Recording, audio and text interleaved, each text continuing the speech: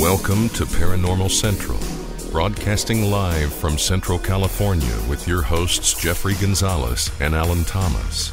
Broadcasting video worldwide at ParanormalCentral.net and broadcasting audio on the Dark Matter Network at ArtBell.com. Are you ready to witness something that you cannot explain? I'm looking for you, you're looking for me. We have to decide what it will be. Can it be true? Can I believe the unexplained? Look into the sky.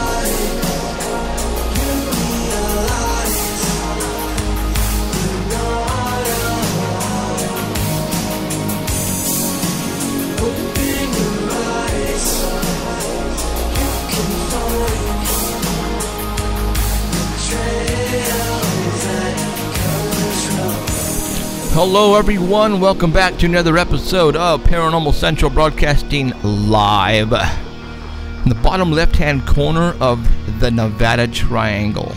California is where we are. Welcome everybody, my name is Jeffrey Gonzalez. I am your host for Paranormal Central.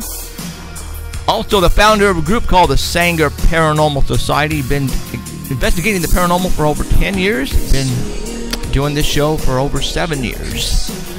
We are just not talk show hosts, as they would say. We're also investigators, so we kind of know what we're talking about here. And I have a team. I have people as whacked out as I am. We go out looking everywhere for monsters. And let me tell you, they exist. Someone who can pretty much verify that would be the guy to my right, to your left, my co-host Alan Thomas. Hi all, how you doing? And I would point out the person that's way back there supposedly assisting us in producing the show and engineering it, but she is not here today. Emerald, she is out since it's Christmas. We are letting her off, and maybe she has Christmas shopping. I don't know what she's doing, but we are also not going to have Danny, and we're also not going to have Heidi today because Danny, for all those who don't know, is a UPS driver, so they're making him work today because he has like 1 million packages to deliver, just like Santa Claus. Heidi is just not feeling so good, so we're going to let her take a break and breather, and hopefully she'll come back here pretty soon. So, all right. Well, Heidi. Yes. So if you are watching us right now at ParanormalCentral.net, you are now just watching us live video, broadcasting on live stream. If you don't want to watch us, you can also listen to us on the Dark Matter Network at ArtBell.com. Yep, you heard me right. ArtBell.com is broadcasting us live worldwide on the Dark Matter Network. And we are reaching literally thousands and thousands of people all around the world. And scary. Very scary. So, all right, let's go ahead and get into it. If this is your first time, where have you been? Been doing this for a while. And if you're here, obviously you heard about us someplace. Welcome. Thank you very much for showing up. And I hope you are going to continue following us and watching us from now on, because we're trying to make things different here than other shows. And I'm hoping that once you start to follow us and start to watch us, you'll understand what I'm talking about. So every Sunday when we do the show, we usually have Danny Valderrama come on and give us a Squatch report. So we're not going to have that tonight. But we're just going to go ahead and get into it. Actually, we have a guest, a pretty cool guest coming on in about 40 minutes. His name is J.C. Johnson. For all those who are not into the paranormal and don't keep up with what's going on, you might have seen him on a lot of TV shows. He is the guy who basically brought to everybody's attention the Four Corners, called the Skinwalker Ranch. And the Four Corners is the spot that interconnect the states Utah, Arizona, Colorado, and Nevada. And that is a very paranormal location there. Just like Fresno. Interesting. They are basically witnessing a lot of the same stuff that we are witnessing here. Interesting. So I definitely want to know if there's any connection with what's going on there with what's going on here. And so we got him on for about 40 minutes tonight, and again, we're going to get him about 40 minutes after the hour, so about 5:40 our time, we'll get him on. So in the meantime, we're going to go ahead and start off and basically start talking about things that has happened in the past week. And Alan and I are basically going to start talking and hopefully give you guys stuff that you guys have never even heard about before, because that's basically what our show is about. This is not scripted. We don't write down, we don't have teleprompters. Everything is coming from up here in our heads, of the knowledge that we know, that a lot of the research that we both do, because we pretty much live, sleep, and poop this.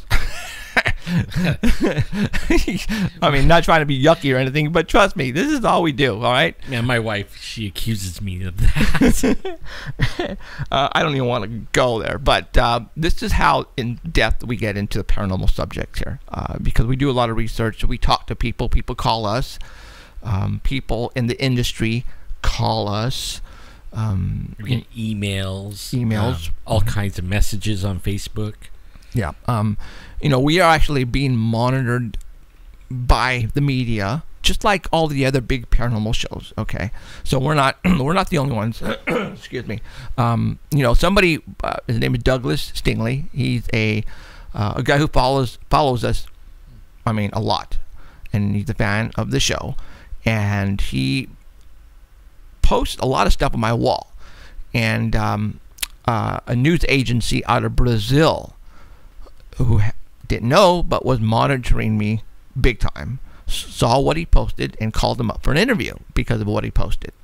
So, when we broadcast live stream, Alan gets the show and he makes it and puts it on YouTube. And from there, obviously, it goes all over the place. So we're able to monitor who watches where, and, from all over the world. So, yes, we're getting... people are watching us from all over the world, so that's awesome. All right, let's go ahead and get into it. I have stuff written down, so let's go ahead and what I like to talk about really is a lot of stuff that I post on Facebook, because a lot of the stuff that I think is interesting enough. I mean, there's a lot of stuff going on out there, but the stuff that I really, really think that you guys should know about, and I put on my Facebook wall, personal Facebook wall, or Danny would place it on the Paranormal Central like page. So if you are not friends with us right now, go to Paranormal Central like page on Facebook and like us there. Alan and I have a personal page. If you just type in Jeffrey Gonzalez and Saying a Paranormal Society, one or the other will come up, and like me. And Alan is not Alan Thomas, it's Sasquatchin. Sasquatchin. And go be a friend of his as well. And on YouTube, go and subscribe, so that way when we have a new video that comes out, it'll automatically send you a message and say, hey, there's a new video Paranormal Central just put out, watch it. So, all right, let's get to it. If you guys were monitoring my Facebook wall yesterday, like a lot of you do, you probably saw and read the rant that I placed on there. For those who don't know, we all have full-time jobs except Alan. Alan's retired. And, Danny has a full-time job. I have a full-time job. Emerald has a full-time job. My wife has a full-time job. What do? I work for AT&T. That's a bad word. No, it's not. It's actually allowing me to basically do what I do here because of AT&T. So I want to thank them for everything. They're working the crap out of me right now because of this rain. But hey, I'm not complaining. Lack of sleep, but I'm not complaining, right? I'm ready for the rain to go away. Yeah. I know we need it, but man, oh man. It hurts him. It's retiring me. So yesterday I was driving around, and for those who don't know, we broadcast in Fresno, California, the big famous city of nowhere, basically. Yeah, Fresno, California. This is where we are broadcasting live at the bottom left-hand corner of the Nevada Triangle. And if you go Google the Nevada Triangle, it will show you a big old red triangle on Google, and you can see Fresno at the bottom left-hand corner. There's a lot of crazy stuff that happens here. only because we have Area 51 not too far. We have China Lake not too far. We have Lemoore Naval Air Base not too far. And, well, we can get into it later. But yesterday I was driving around in my AT&T van doing what I do. I'm a technician. And I came up to another intersection in southeast Fresno at Chestnut and Kings Canyon, and I saw a bunch of people protesting. I got a little irate, and only because these guys were in the middle of the intersection, which is a very popular intersection. And I don't mind protesting, okay? And this is why I want to talk about this. I know it's not paranormal, but let's just talk about this really quick, get it out of the way. It kind of is paranormal. I mean, well, if they don't stop doing it, or if we don't get together as people, it's going to turn into... We'll talk about that. Okay, right. Like conspiracy. Right, and it's going to lead into that. And Alan and I are thinking pretty much about right around the same boat about why this is all going down. But anyways, a lot of people got mad at me yesterday for my rant. And they thought that I was criticizing the people for protesting, whatever their beliefs were, and that's not the case. I was ranting yesterday because those guys were in the middle of the intersection, and they, the Fresno Police Department literally had about 20 police officers blocking all the cars from entering that intersection. Like from me, where I have to get from point A to point B, I couldn't, so I had to go around through the parking lots and different streets in order to get around these guys. They just upset me. These guys should have been on the sidewalk protesting, which I would have been fine. I had no problem with that. But what blowing me away is the cops let them do that, and they were interfering with traffic and other people's way of life. Just like what I saw in Oakland, California, where, a lot of the protesters literally blocked the freeway, and they held hands to block the freeway. Well, the cops didn't do anything. And I'm blown away because from what I understand, people were telling me, that's illegal. You can't do that, right? Yeah, you can't. Okay, then why weren't they? And this is where we're going to go with this. Why didn't the police really interfere and really, start handcuffing these people? Well, as you know, yesterday, right about when all this occurred, 2 police officers were assassinated in New York, in the Bronx, yesterday. All right, the 2 officers were sitting in the patrol car, not undercover. They were in their police car that said New York City Police, blue and white vehicle. Police officers are decked out in their police uniform. And a guy came up and shot them both in the head as they were sitting in the police car and killed them. All right. There is something that's about to break loose, and I think this is the start of something very bad. All right. Where am I going with this?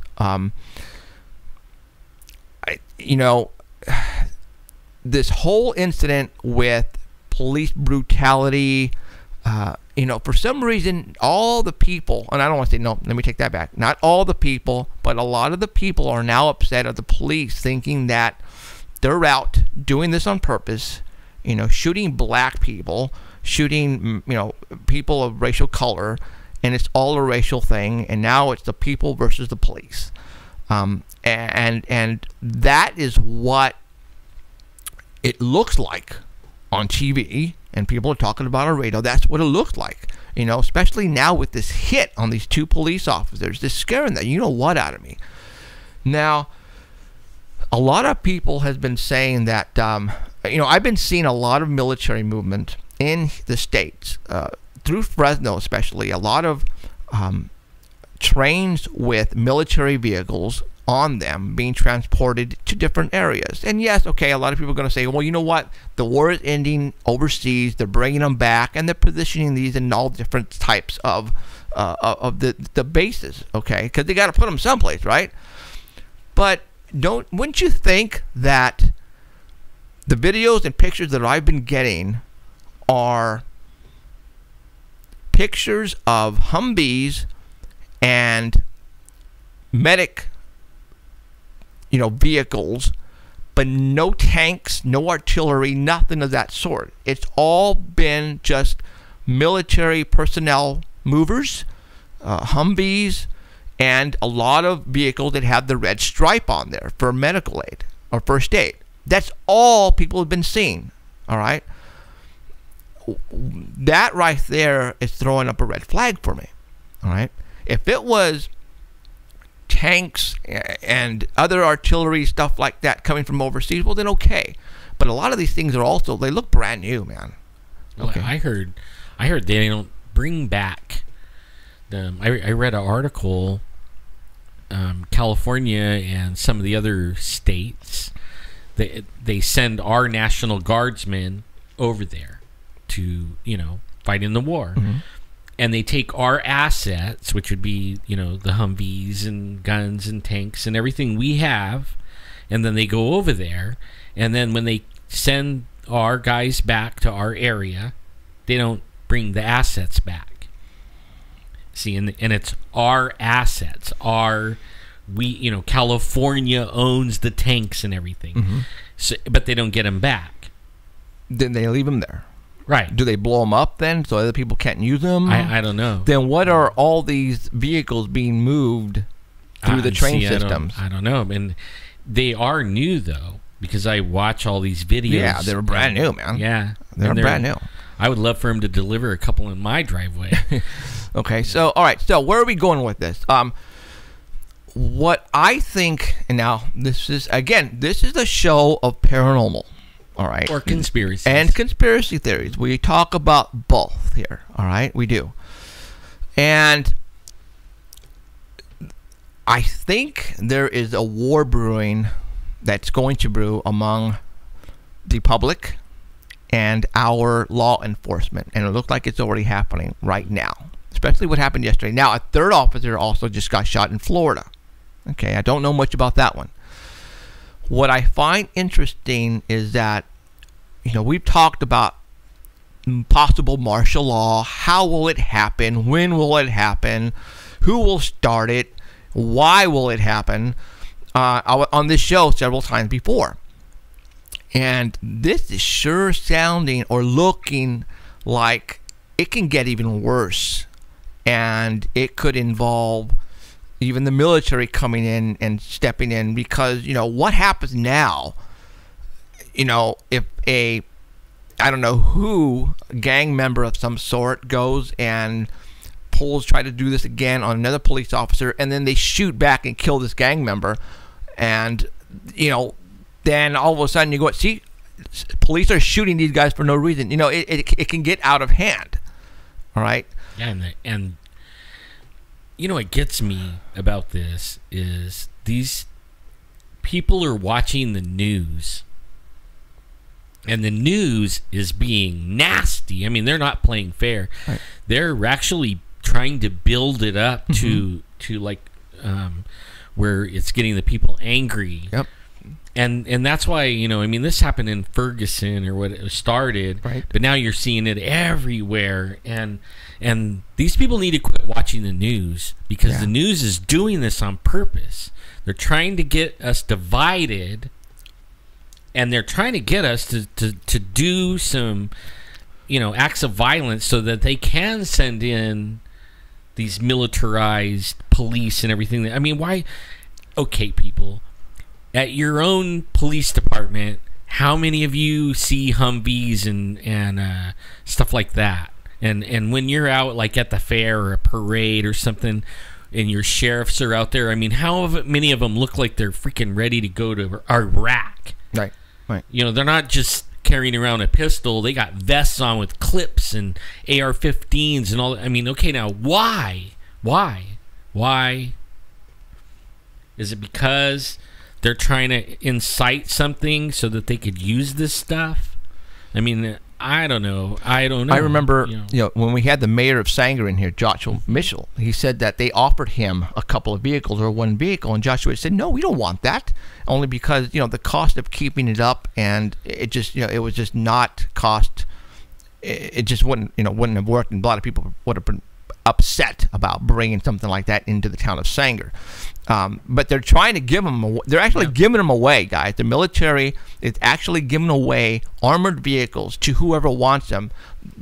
And what I mean by that is towns and cities, police forces. They're offering them these military vehicles for free.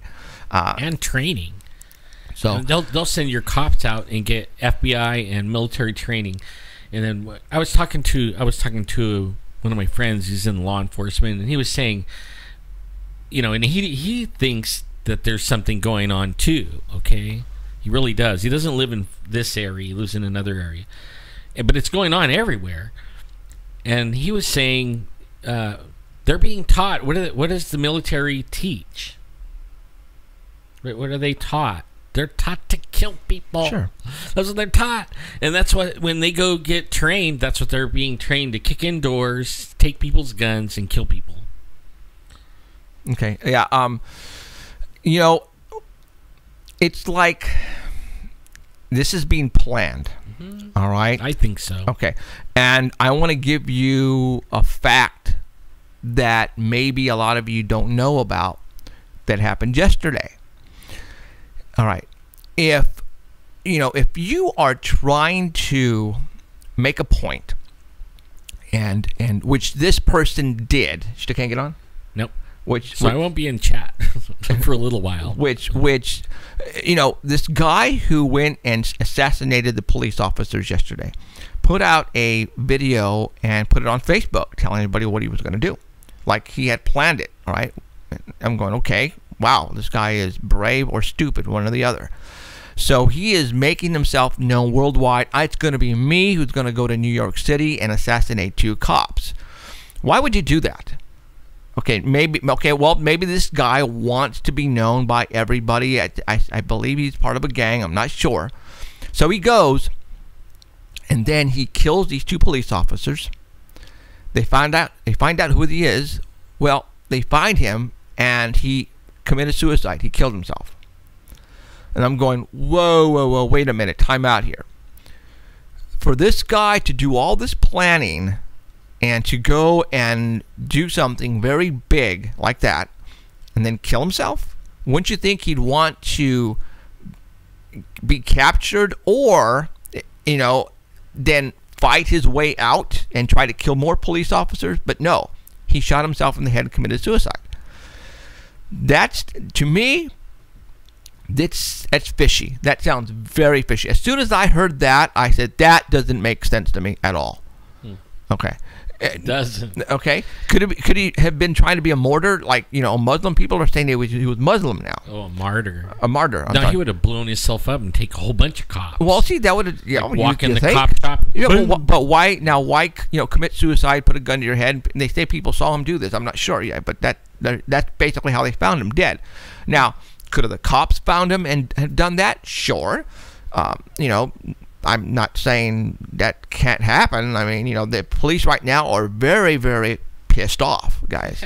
Don't go and do anything to the New York police officers to really tick them off, because you're going to go down. That's how teed off they are right now, all right? So... do you think that's, maybe planned? I think... Now, again, we talk conspiracy theories and paranormal and all the other stuff. To me... it sounds like he was programmed to do this. Like all the other guys in the theater, like, for example, the theater shooting, all those type of big shootings at the schools, they were all mental. They were not all up there. They all had problems. They were all on medication, on drugs. I'm thinking maybe mind control maybe got this guy to go and do what he did. And at the very end, they told him to kill himself, and he did. I mean, it's just that obvious. I mean, it's. I know it sounds real far-fetched, you guys. Like, Jeff, you are now like, woo! But I wouldn't have killed myself after doing that. I wouldn't. Something doesn't sound right to me. It just doesn't sound right. So, well, for me, I mean, some of the people on Facebook, I mean, they're getting mad, and they're saying... See that, if I get on. They're saying, we're just, that like, ride on, we're out there stopping traffic and and more power to them, and at least we're standing up for something. It's like, serious? You're standing at, like, you're blocking traffic? Okay, you're protesting the cops and you're doing it like as far away from the police department as you can, and you're making regular people that probably agree with you, stop. And I mean, that part I don't get. I mean, like, if I was going to protest, if I don't believe what the police are doing, I would be downtown right in front of the police department and call the news people to show that you're solidarity and you're out there, and it's the police, the bad guy, you know, they're racial profiling.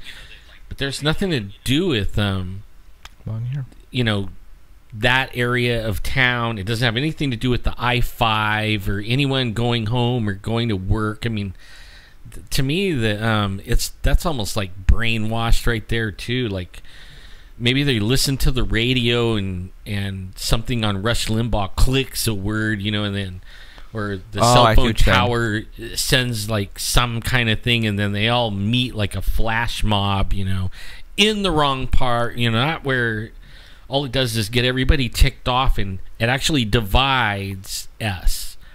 So now you're polarizing it. Now you have the ones that say they're standing up for everything, and you have the ones that actually would join them. And I'd go out there and protest with them all day long, but not in the middle of the street making people mad. And it divides us. And then what is that one word, divide and conquer? I mean, it's like a known military thing, divide and conquer. I think that's what they're doing, and I think it's all planned to divide and conquer us. And I think these guys are playing right into it. Like, I mean, they're totally playing into it. Yeah. Yeah, something's not right here, guys, and I'm thinking that this is going to get worse than better. I really do. I really do. So, especially with the other stuff that we've been like looking at, and some of the other messages we're getting. I mean, man, like, I mean, I'm not going to go into the whole subject or anything, but I mean, we're getting messages of people getting visions and dreams, and I mean, it's like playing into what we're talking about, though. Right. I mean, you know, they're envisioning things are not going well, and things aren't going to go well, and things are going to go bad, and a lot of people are saying that. And then you look at the news and you see what's going on, and it kind of like is like, wow, you know. Right. 2015 seems to be the year where the SHIT is going to hit the fan. So they say. And again, people have been saying that for the year last and the year after that. So, you know, I don't know. But, you know, this just doesn't help. All this. We never had this. No. All the other times everybody was talking about it, there really wasn't. I mean, you could go. You know, we talked. Sure. We talked about martial law a lot this past year, and we said, you know, how is it going to happen? How is it going to happen? And we kept talking about how is it going to happen. Well, this could very well make it happen. And on top of that, guys, for those who don't know, that once martial law is on the books, and Obama pretty much says, okay, martial law is now it's active. All elections come to a halt until the martial laws are taken off the book, and the only person that can do that is Obama. So let's just say at the end of next year, this gets really bad, and the military and National Guard go out and get on the streets, and people are rioting, and you know, and they have to tell everybody, you know what, stay in your homes, and we need to initiate martial law, and they do that. No elections will happen in 2016 for the president, and so our president today, Obama, could be the president from now until who knows? Till whenever he says he wants to quit. Right. Okay. So and then he can just, if he doesn't ever give it, he can appoint someone. Which is scary. Sure is. Biden. Yeah, that would be scary. I thought Biden wants to shoot him in the face. So, all right, let's go ahead and continue more. We got like 10 minutes, and then J.C. Johnson is going to call us. So, as you know, I pay attention to what's going on all over the place, and so is Ellen. And we are on top of things. All right, we don't have people who do this for us. Anyways. Yeah, so we don't have people before the show. We don't have meetings with interns and sit down and say, you know what, this is really popular. You guys should talk about this, and you guys should talk about that. No, we don't have that here, guys. And we don't have like a group of people out there researching everything. You know, like hey, go look this up for me and then come back and tell me about it. Right. It's us. I would love to have that. But It's us who's doing it. So, I mean, we kind of do on Facebook. We have some people. oh, that, yeah. Oh, I definitely. mean, they put stuff out that we could read, but it Right. isn't like, No. organized. Right. So, Alan, is on the computer a lot, and he researches like crazy, and I am the same. I actually listen to the media more than Alan does. And what I mean by that is, during the day, I drive around. I'm a technician, so I have time to listen to talk shows and radio and a lot. Basically, I got 10 hours a day to do that. So you hear like Rush and that's what I do. I listen to everything. All right, you guys. And I posted something that I heard on Rush Limbaugh because I listened to him because I want to listen to what's happening from what's coming from all angles. And we're talking MSNBC and all that. And I was listening to Rush, and I heard something he said, and it blew me the way. And I posted that on my Facebook wall on exactly what I heard, and I placed a picture of Rush and a logo and a symbol on what he said. But he was talking, and he mentioned Oprah Winfrey, and he says she is the entertainment Illuminati. And I went on the street, right? And I went, what did he just say? And then that came out of his mouth from Oprah Winfrey. She is basically the Illuminati entertainment Illuminati. She said, he said she is the entertainment Illuminati. And again, we've talked about Oprah on this show quite a bit in the past. And there's actually a picture of her foot. Yeah. All right, and I don't know how real that is. It's real. Is it real? Yeah. How do you know? There's other websites. I mean, like at first, when you first hear about it, you go to these ones that they're like iffy, Right. but there's actually like. So somebody took a picture of her, and there's her face, her body, and then her foot. Now, and both feet. On both not just feet. one. Okay. And other people too. Not just her. Okay. Well, all I know is her so far, and that's the only foot I've seen. Halle Berry is another one. Okay. Now you guys are going, what are you talking about, you guys? Well, Oprah is very, very big in the entertainment business. All right. She is huge. She's a multi-gazillionaire in the entertainment business. What she says goes. She has her own network. She is somebody with high importance in the industry.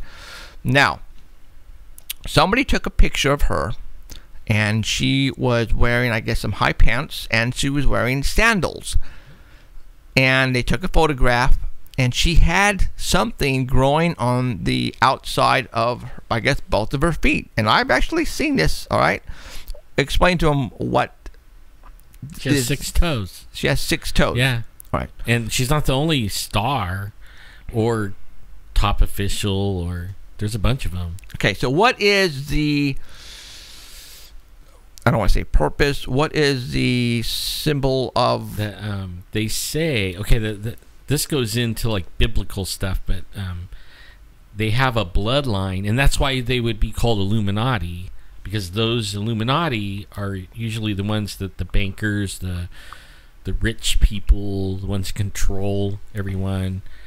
You know what? I wish I had a picture. And they have the bloodline of the fallen ones. And Okay.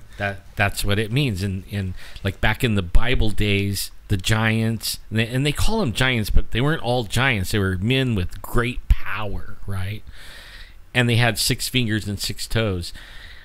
So anyone, the people nowadays say when you see that, they're from that bloodline, and it makes it easier to believe somebody about Oprah because she's okay. Out of nowhere, out of the blue, the richest lady in the world. Okay, right now, somebody.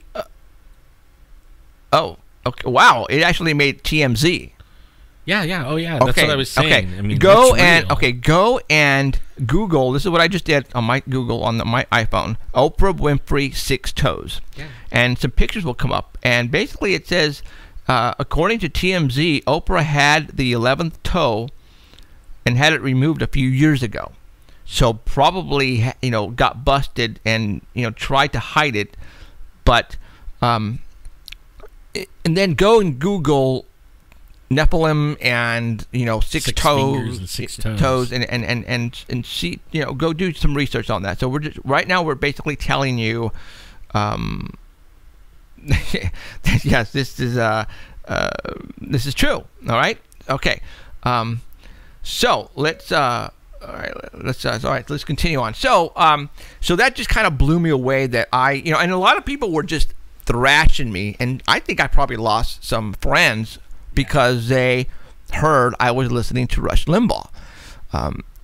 You guys have to understand, because we are in the media, we are trying to give you what's going on out there. We have to listen to everything.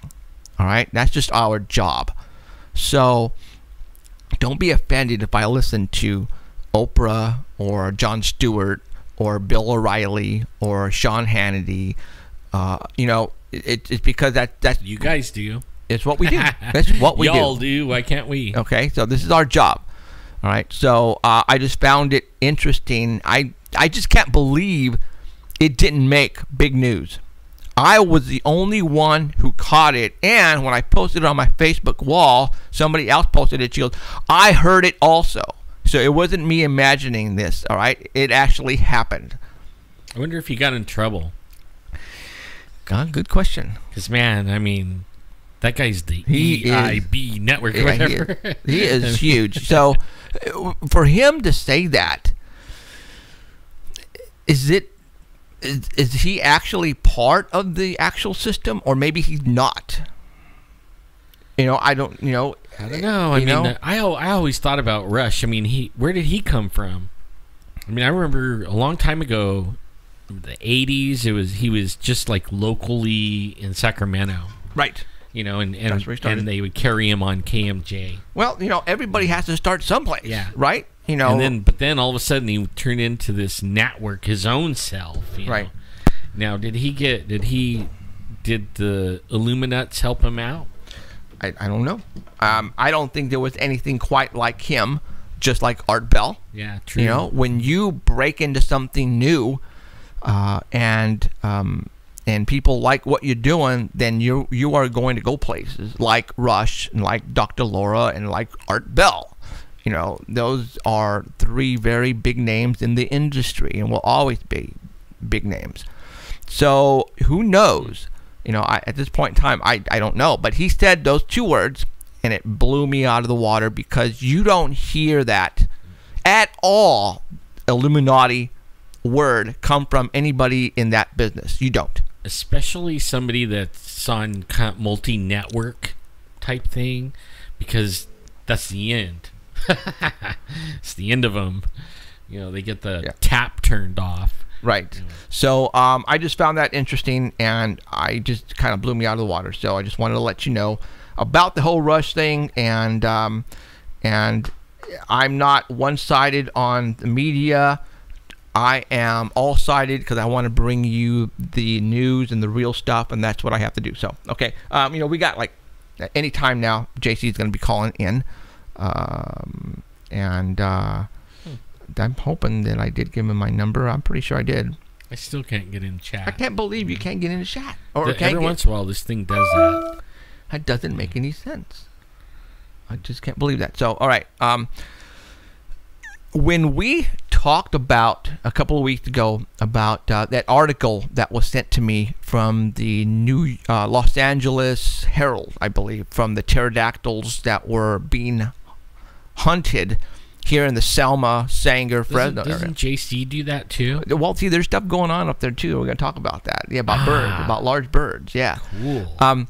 Then somebody posted on the internet about the missing people happening in Yosemite, and he only mentioned Yosemite as the missing people. So obviously he knows that Yosemite has a vast amount of missing people. Either he heard it from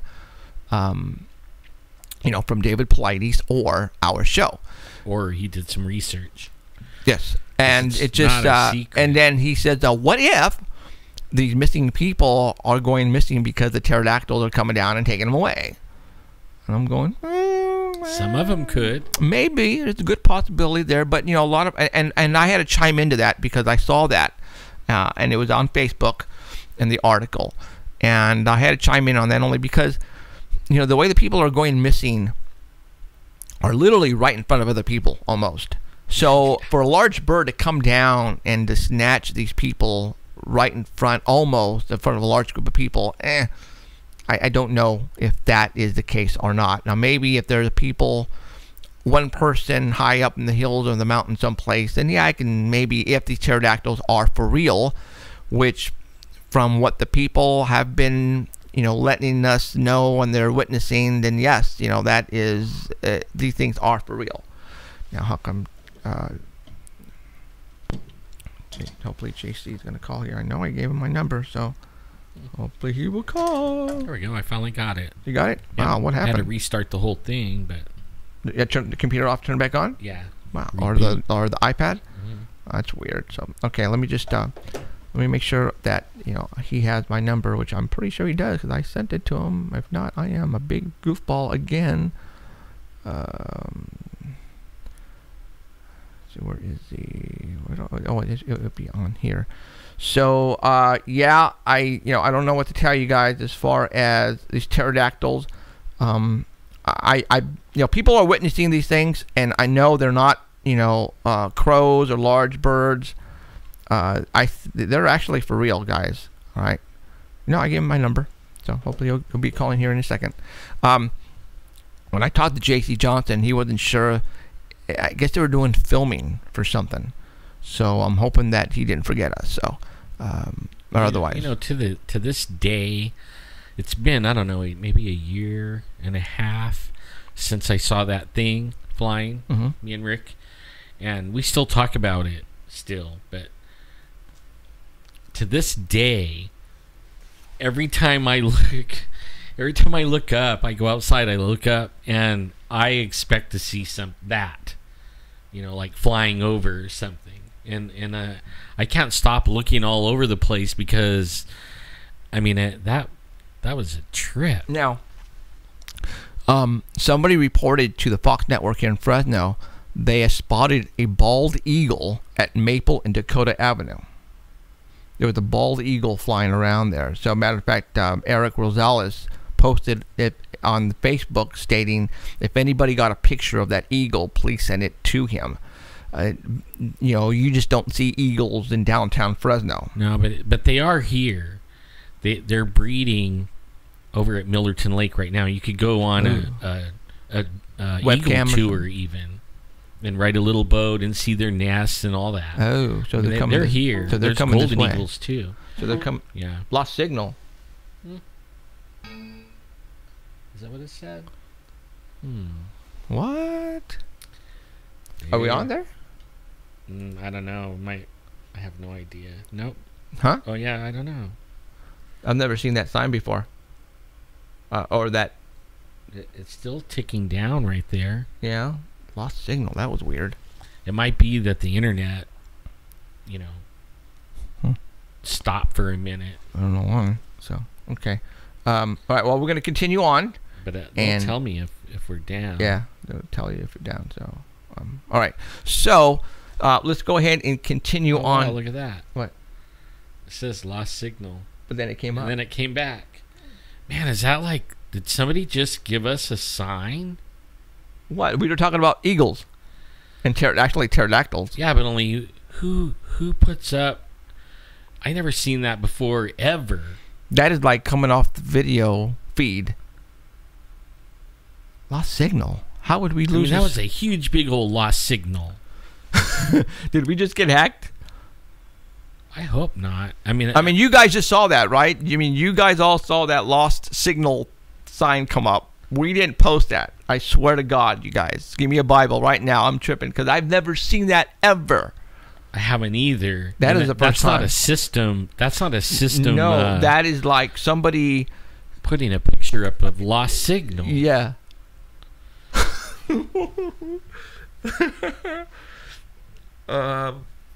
Okay. Wow, man. That. See, now I'm a computer guy, and I see all kinds of, like, they call them blue screen of death, and things freeze up and everything. I never seen anything. I've never seen that ever. Me neither. That's like somebody actually is inside your computer and put up a picture of that lost signal. Yeah, got in our show and put that up. Even though they said that they lost us for a second, I never lost anything on this. No, but I never stopped. But did they see the word lost signal? Yeah, I think you guys did, right? Everybody, they're saying, "Watch your back, boys." Okay, that right there, my friends. But we were just talking about freaking bald eagles right there at that point when that lost signal came up. Not unless somebody is goofing, not unless somebody was just trying it. Oh, that's freaking scary, guys. Hold on, I got a messenger. Tony, hold on. Now I'm getting messengers and stuff like that. Let me find out what's going on. Hold on. Man, I tell you what, that's weird. Oh my gosh. Okay. You know what's weird is we were talking about this before the show. Well, we got this guy named Tony says, I saw the lost signal fill the whole screen, but you never left. So that that's what I thought too. People saw it. we were kind of talking about this Okay, I'm done. I'm done. See you guys. That's a trip. Just kidding, man. Okay, because like I said, the only way that could happen is that if that lost signal picture was on the desktop, right? And I went and I clicked it and put it on, but there is no such lost signal on your desktop or in the computer system. No, and we really didn't lose the signal. No, we didn't, because we were still on. And then I watched it.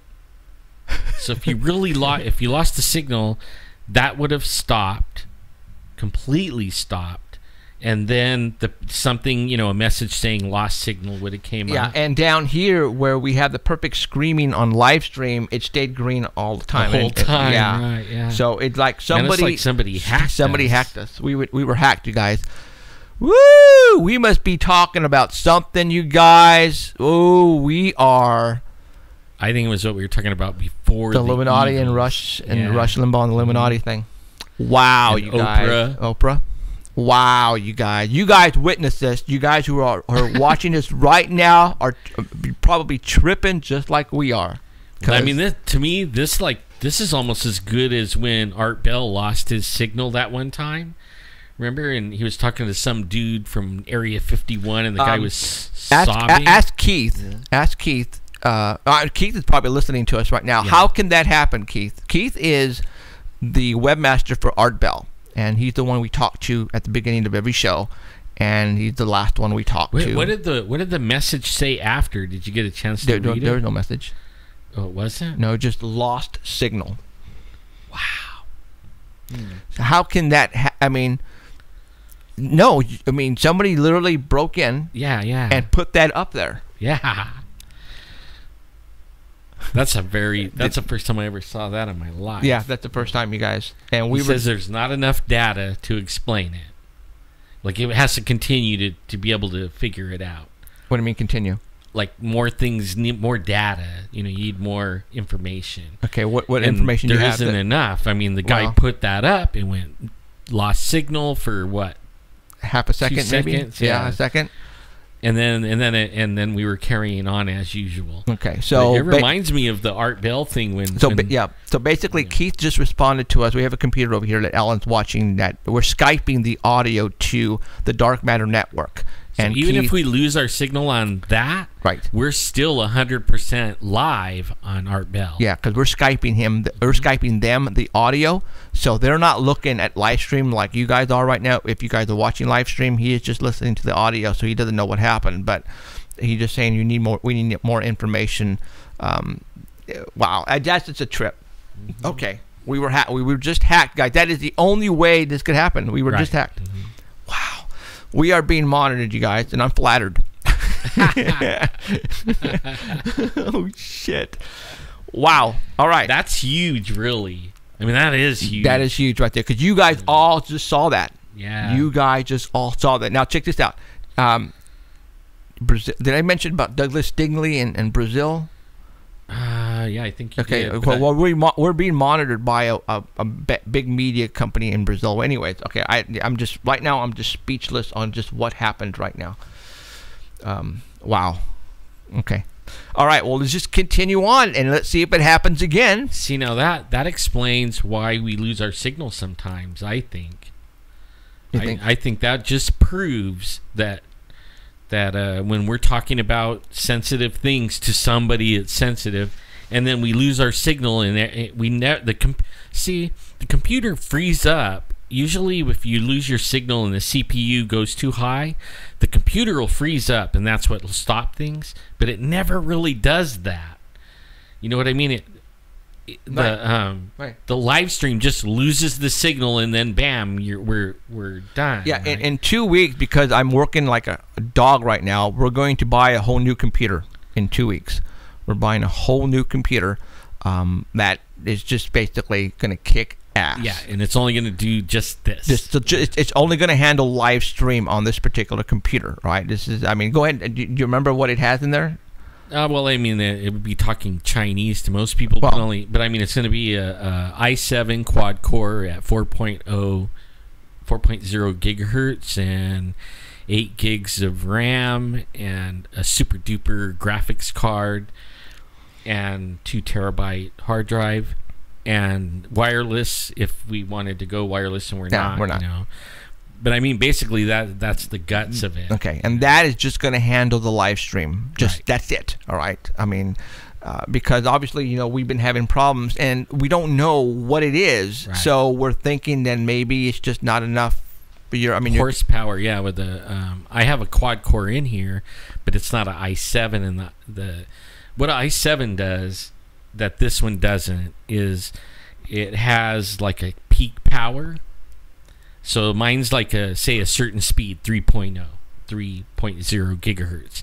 It won't go any higher than that. It won't go any lower than that. But only it could get where the processors are working full time and it can't do anymore. An i7, and it's going to be faster than this one in gigahertz by a lot. But when you add a workload to it, it'll speed the processor up. Right, so if it's like, say, 4.0 gigahertz, it'll go up to maybe 4.8 gigahertz. It'll ramp up the speed of the processors and get the work done faster. You know what I mean? Okay. And Livestream puts a load, and they recommend i7 ideally, not an i5, not an i3, the i7 core. And that's what we're going to put right here, and a high-end one. Okay. Not some little cheapo i7. Right. You know. So we're going to hope that the problem that we were having, but it just seems that when we do have those problems, it's when we talk about a controversial subject. Yeah, and we'll go days or shows with nothing ever happening until we talk about one specific subject. Just like we were talking about Oprah and Illuminati Entertainment and Rush Limbaugh, and all of a sudden the lost. You guys saw the lost. Dude, I wonder if that was like a subliminal message to us to that we're gonna lose our show. Be careful. Or they're gonna try to like shut us up. Well, we got proof that it happened. Yeah. All right. There's. I mean, that saved it. That's. I mean, that's on there. People saw it. You guys all saw that because I just had a text from somebody on Facebook said I saw it. I watched it again.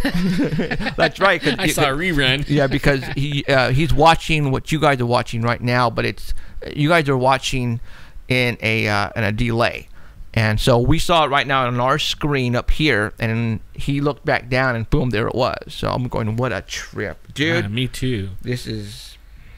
Okay, well, I'm speechless right now. I think of it. Remember when? I mean, I just said that, but when Art got shut down, he was talking to the Area 51 guy, and the guy's like sobbing, and they're gonna, find out where I'm at and triangulate on me, and all of a sudden, Art Bell loses his whole transmitter and everything. He goes totally off the air. Right. That is equivalent to that. I mean, this guy hacking in and putting or whoever it is, putting something up that says lost signal, that's equivalent to like knocking you off the air if they want to. I mean, that's huge. I wonder if it's what's his name over there that's been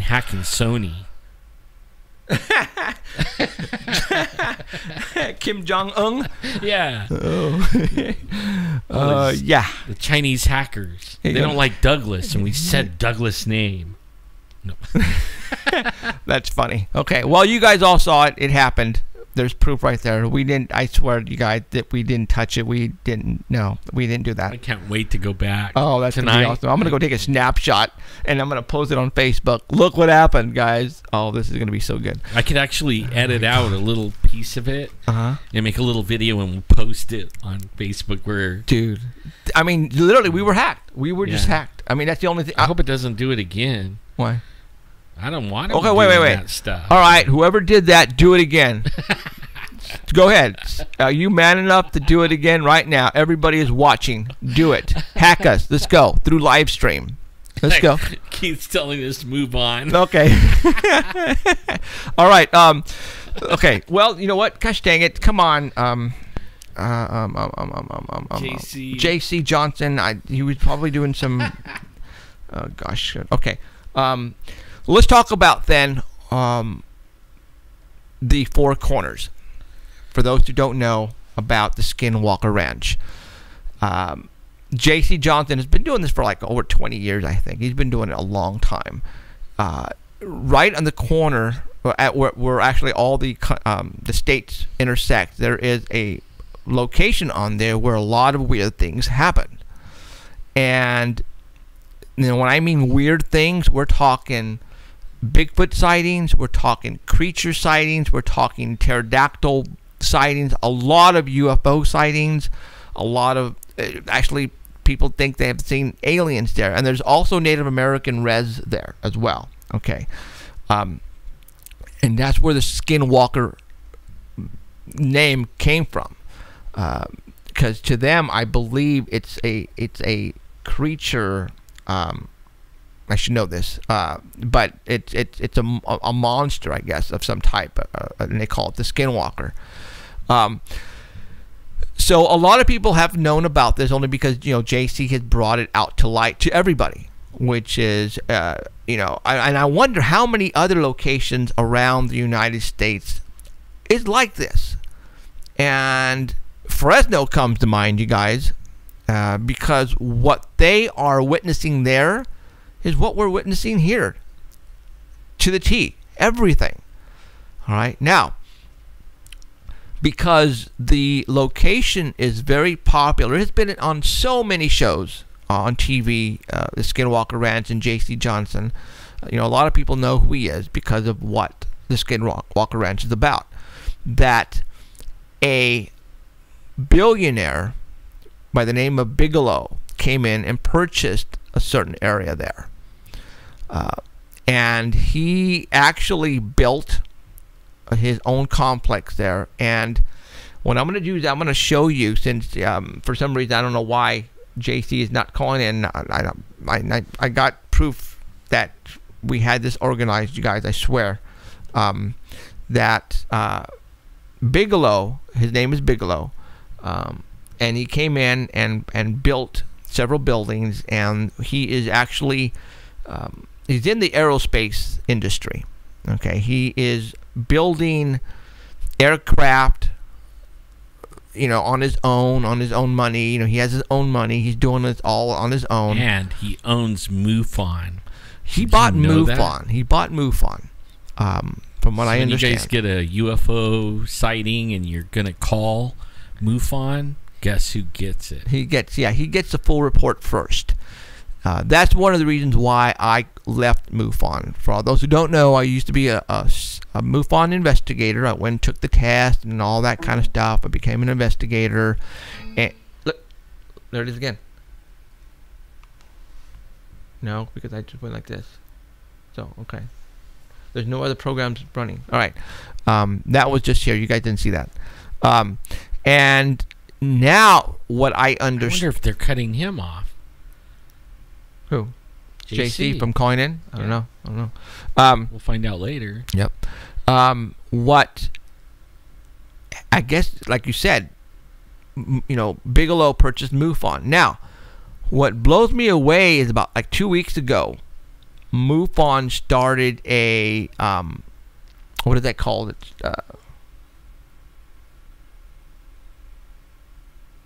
Happened again. But I didn't see it up here this time. No, but it's on here. Lost signal again. Because I told him to do it, remember? Oh, you did. Keith, you're not screwing with us, right, Keith? You better not be screwing with us, dude. He's asking if we can call JC. We don't have his number. I don't have his number. He has ours. Yeah. Let me text him really quick. Go ahead and talk about something. I'm going to go ahead and text him real quick. Not as far as text, but Facebook text. Man, that Skinwalker Ranch thing, I actually read something about it where these guys were sitting with, what do you call it, IR binoculars, infrared binoculars or binoculars, and they were looking down into the ranch, and with their eyes, without the binoculars, they couldn't see anything. It was just like regular business as usual. And as soon as they put the infrared on or the night vision, they could see a hole, like a cavern open up under the ground, and there was these beings coming in and out of it, climbing in and out of this hole. Yeah, I mean, and I read a lot about this thing. I didn't know JC was like all into it, but I've read a lot about this Skinwalker Ranch, and like in one place, and I wonder if it was JC that was like one of the people that was, on the ridge looking down in there with the night vision to see this hole, and these creatures. And they were saying they were like kind of like Bigfoot looking creatures. But okay, well, you know what? We got Charles calling in. All right. Charles. Yes, I was just Charles? calling to see if mine might have been blocked. I'll let you go get back to the No. show. You know what? Since we got you here, I was going to have Charles on the second half of the show. Okay. But since JC is not coming on, if JC calls Charles, I'll let you know, and I'll have to hang up on you, and we'll bring JC up. But for right now, All right. Okay. Charles called me up just out of the blue today, and go ahead and tell me about what basically you were calling me about today. Well, I'd had some conversations with a friend of mine, and I'd called in and told you about the anomalies in my area. Right. Well, he was telling me about some strange things. He'd moved out at the foot of the mountains, and about 3 or 4 nights ago, he said, they have a harp over there. He said, we're seeing aurora borealis over the mountain, and getting lightning bolts and things going up in the sky. Well, then that was 3 days after an event that happened over the weekend. The last Sunday night, about 11 o'clock, this kid was driving, and his car just exploded into flames, and he supposedly hit a tree. Well, they said there were skid marks. There were none. Hey, Charles, JC Yes. just texted me, and I think he's going to call in. All right. Okay, So hold. he'll call back about 9:40. Yeah. Hold on a second. Hold on. He's texting me back real quick here. Hold on. Stand by. All right. Be right there. Yeah. Call back at the time I told you to call. Okay. About 9:40. Yes. See you, bye. Thank you. Bye, Okay, Charles. Bye. See you, bye. Okay. Bye. Okay. Man, Charles has some good stuff. Yeah, but Charles said something today that knocked me pretty much almost out because you guys stick around for this. Yeah. This is just weird. It's good stuff. But it happened here also. Yes, it did. So we're gonna go. Okay, JC is gonna be calling in. He said he'd be right there. So he just walked in the door, probably out filming for something, and so we'll get him in.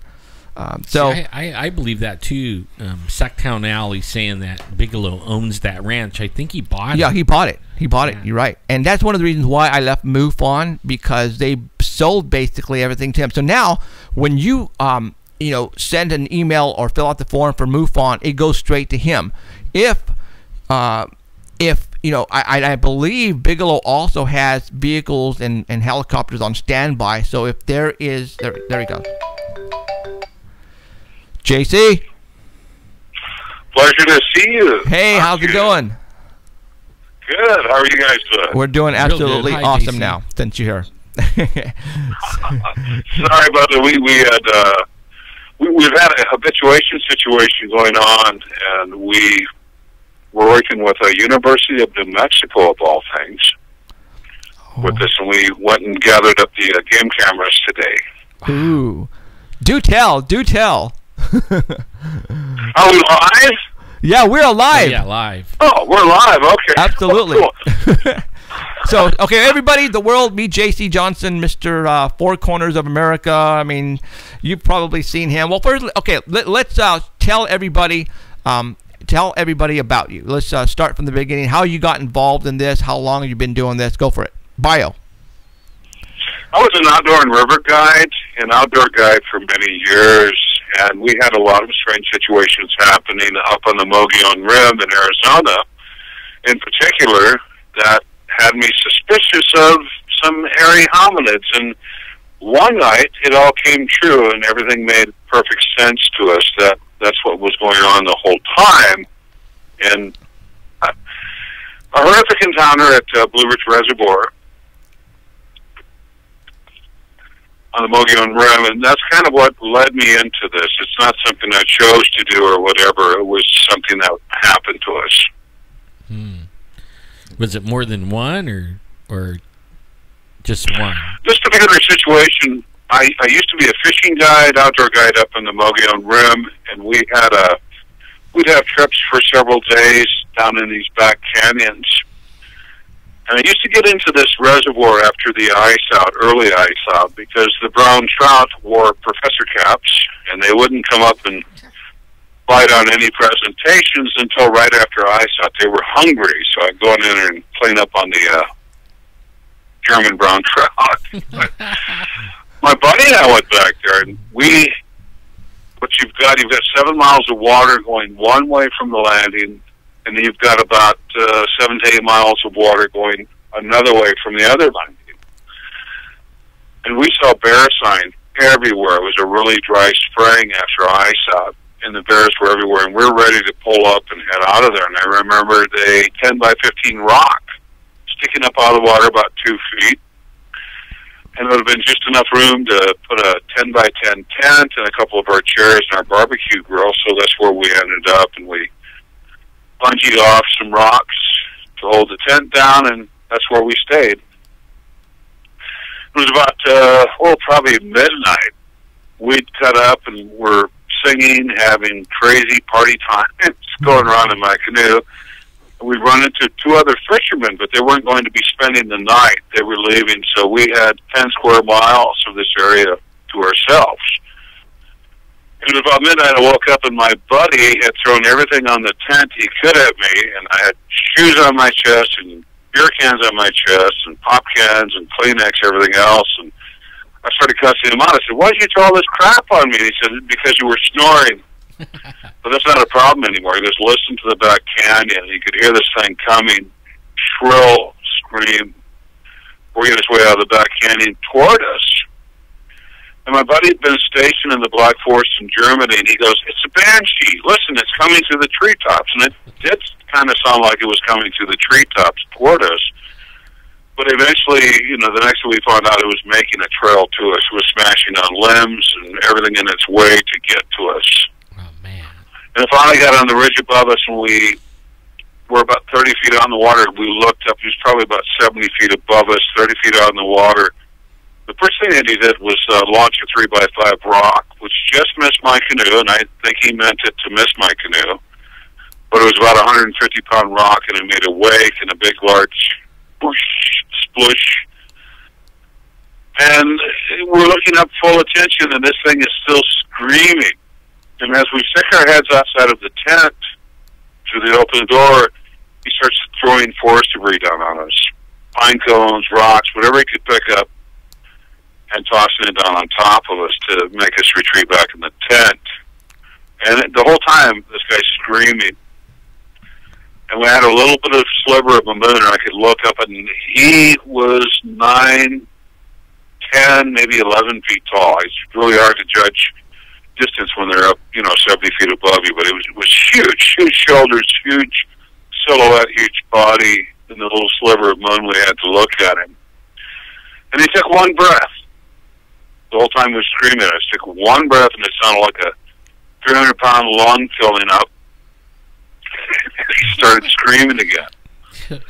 Now, this probably only went on for about 5 or 6 minutes. Seemed like forever. And the decibels coming out of this cavity, this body cavity, the vocals would make you deaf if you were up close. Just incredible, the shrill. Finally, he turned and walked away, and the next day we got enough nerve to climb up on the ridge, and we saw the trail he made coming in, and we saw the trail he made leaving. And he smashed through the forest on both sides. Wow. Cool. No, that, I didn't. That was not a pleasant situation. And we had a paddle club, a canoe kayak club called Northern Arizona Paddle Club and Outdoors, and they'd heard something happen to us, and I was like in denial for like a month. And I think this was 1998. And my buddy, he finally, he was convinced it was a banshee. I was convinced it was a Bigfoot. Right.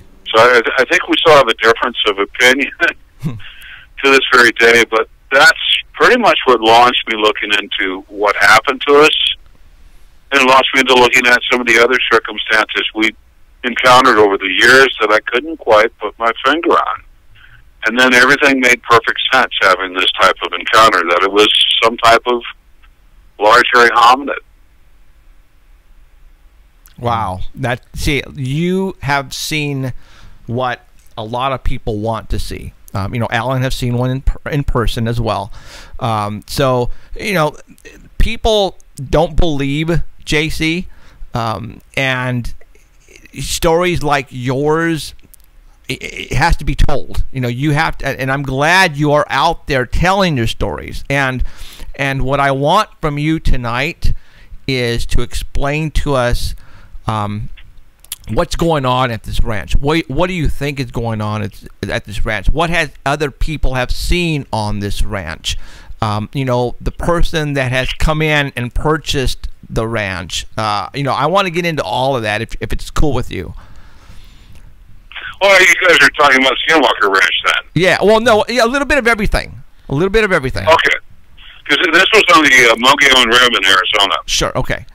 And that's how you, and that's how very you far removed from Bigelow's current owner of Skinwalker Ranch, believe me. Right. But now, before we leave this Mogollon place, you guys have got DNA. You guys got some good stuff out of there, from what I understand. Well, over the years, I've seen probably now a dozen of these furry critters. Wow. And I could, you could put them in a police lineup. I could tell you where I was, what they were doing, what I was doing, that type of situation. Man. Have you... that was just the first real encounter, like, oh my God, there's something out here. And it's big.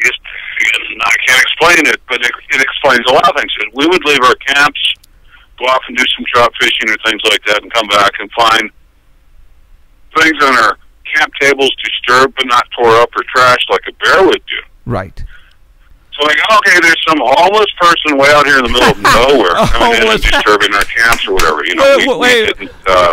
Where have we heard that before? Homeless person. Oh my God! Because we're the ones that the Bigfoot left the impression on the windows, and everybody would say, "Well, it was a homeless person." Well, actually, Coleman said that. So anyway, that's funny that you say that. I saw your campsite up there. You guys were up in the snow, and you even had to leave vehicles there and get off that high precipice. Yes, but I remember everything very well, and I fully support what you guys are showing. I fully support that. I have no doubt in my mind what you guys have presented. Yeah, it's a lot of people. It's hard to comprehend, but you just totally. I mean, I looked at Alan when you said homeless person, dude, and we just started laughing because a lot of people said the same thing to us, that's what left the impression, it was a homeless person in the middle of frickin' nowhere where there's no food to eat.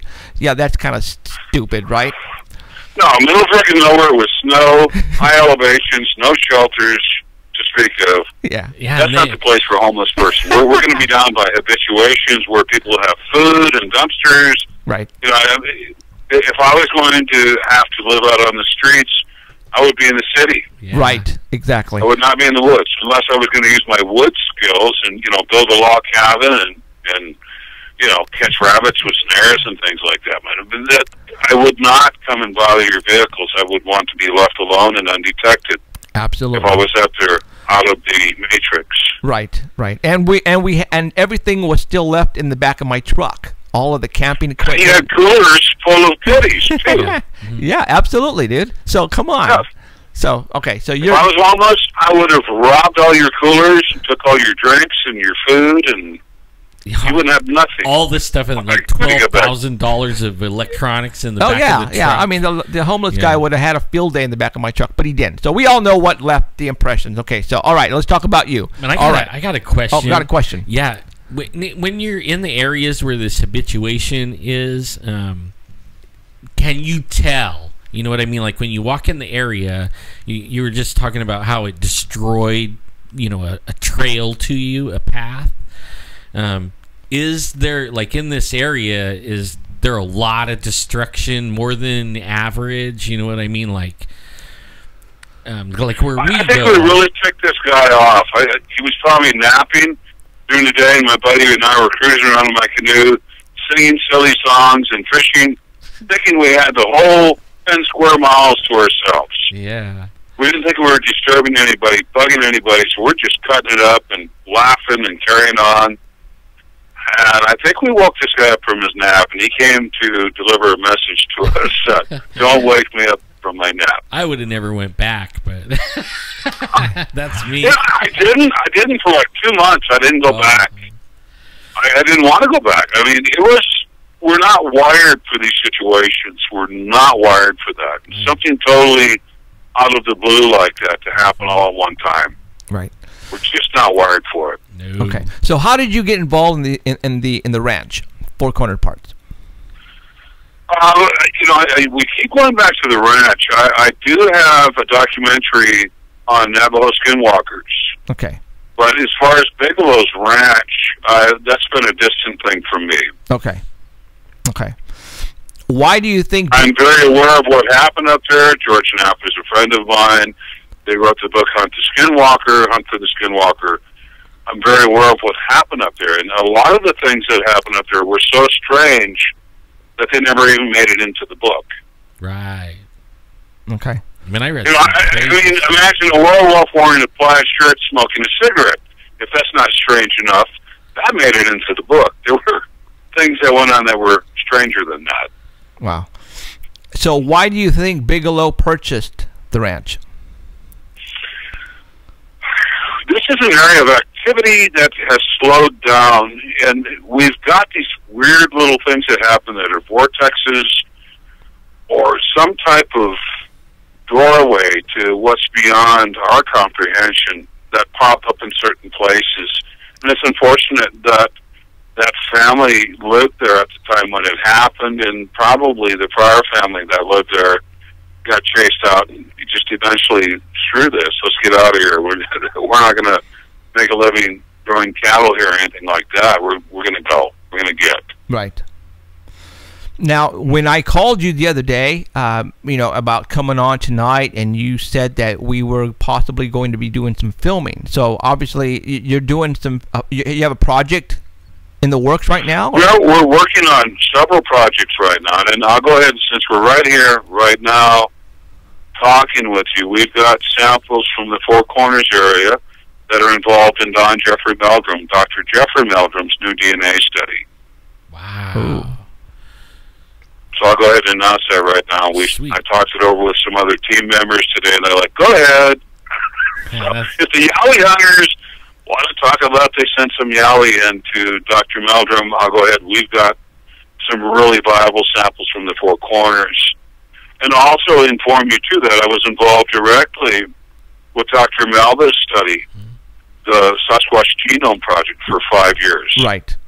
We've already done this. We did 3 whole genomes. 1 whole genome is enough to prove you have a new species. We did 3 whole genomes with this project. And Scientifica and the science industry, and I call it an industry, because if you don't have millions of dollars to funnel off to someone to peer review your paper, you're not going to get published. Right. Right. It's raw. It is what it is. The paper's available to the general public. Go read it. 9 out of 10 people who trash this study have never read the scientific paper or the processes that were done. So we already did this.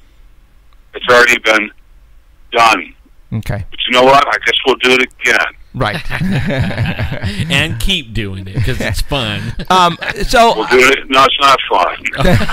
But we'll do it again. you know what? You're right. It's hard work, isn't Yeah, it? it is. I mean, you have to get out there on your own time. You're not getting paid for this. You know, I mean, really, you're messing with your life doing this because you don't know what you're doing. But I guess the end of all means, you know, number one, this last study, when we did our press conference in Dallas, Texas in 2013, October 1st, all of us were not asking for large tracts of land to be set aside or anything of that nature. And I think that a lot of your forest industries are very much afraid of that. They would love to have me as their spokesman because, you know what, you're not going to put a reservation for the Bigfoot to live on and expect them to stay there. They're going to move and go wherever they want to, whenever they want to, how they want to. Yeah. So it isn't about setting aside large tracts of land for them. They're doing fine, and a lot of these furry people are essentially living nearly in people's backyards. Yeah, and you and are getting along as they do. You are so right. You are so right. People. So you don't have to go to the deepest, darkest Borneo to find something strange. You just need to go simply sometimes to your own backyard. Oh my God, have we've talked about that here. You know, the Bigfoots are coming down, or probably have been down here in the valley of Fresno for years, and people just don't understand that. You know, when we are asleep, these guys are moving around. These guys are raiding your orchards every friggin' night. Absolutely. That's what Seriously. No, you're absolutely right. And that's why you pissed off that one in Arizona because he was sleeping during the day, and at nighttime, these nocturnal guys are out looking for food, probably stealing the farmers' chickens and goats, and they're thinking that a coyote or a bobcat came in and took it, and they just don't even think twice that it was a Bigfoot. Yeah, exactly. You know, Most of what I've been working on is semi-urban situations the last 3 or 4 years. And I call them ninjas, forest ninjas. They are ninjas. Yeah. They are frigging ninjas. Unbelievable the way they move.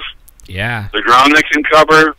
It's amazing. Totally, like, not human, like, in terms that we think, like what you're saying. We're not even wired to understand how, especially in total darkness, something can crash through the woods or not make a sound at all, but cover a quarter mile in a blink. You know, and you're like, what? How did it go from there to there? Or you hear it crashing through there, and you're like, how could it make that speed like that? I've had them close enough to me to feel their breath and body heat on my back and spin around with a spotlight, and they're busting brush and out of my sight. Yeah. Whoa. That quick. Yeah. That quick. Holy smokes. Now, do you feel, we found that they're using dry river and dry creeks as their highways down here in the Valley of Fresno. No, that's a good highway. Up in this area, they're using the San Juan, they're using the Animas River, the Rio Porco. There's several rivers that are wonderful highways for these guys to make tracks. And you've usually got some type of forest cover alongside rivers that they can travel through and not be seen. Well, they'll even swim. You know, they're not opposed. They're not afraid of water. I mean, they'll get in it too. Here's another thing that I'll bring up to my friend Chris Allen. He's a researcher and he does a lot of diving too. And he's been in lakes in Texas where he's like, they didn't swim to get across the lake; they just walked. They held their breath and they walked across the frigging lake bottom. Whoa. You got these 18, 19-inch prints going through the mud on the lake bottom, 30 feet below.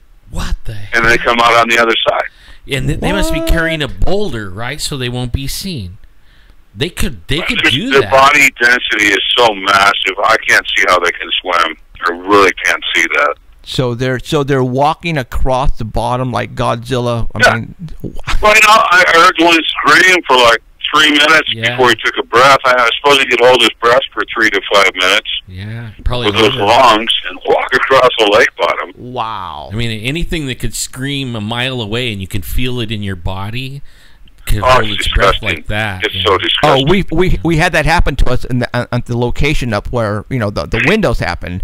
It roared. It scared, and we felt it in our stomachs, and it was probably at the top of the mountain ridge, and it just screamed, and we felt it. We got it on audio. It scared the crap out of us. We thought it was a lion. We thought it was we thought it was King Kong, coming through. That's what it sounded like to us. It sounded like frickin' King Kong, dude. It did. It scared the crap out of us. But it was awesome. That was awesome. All right.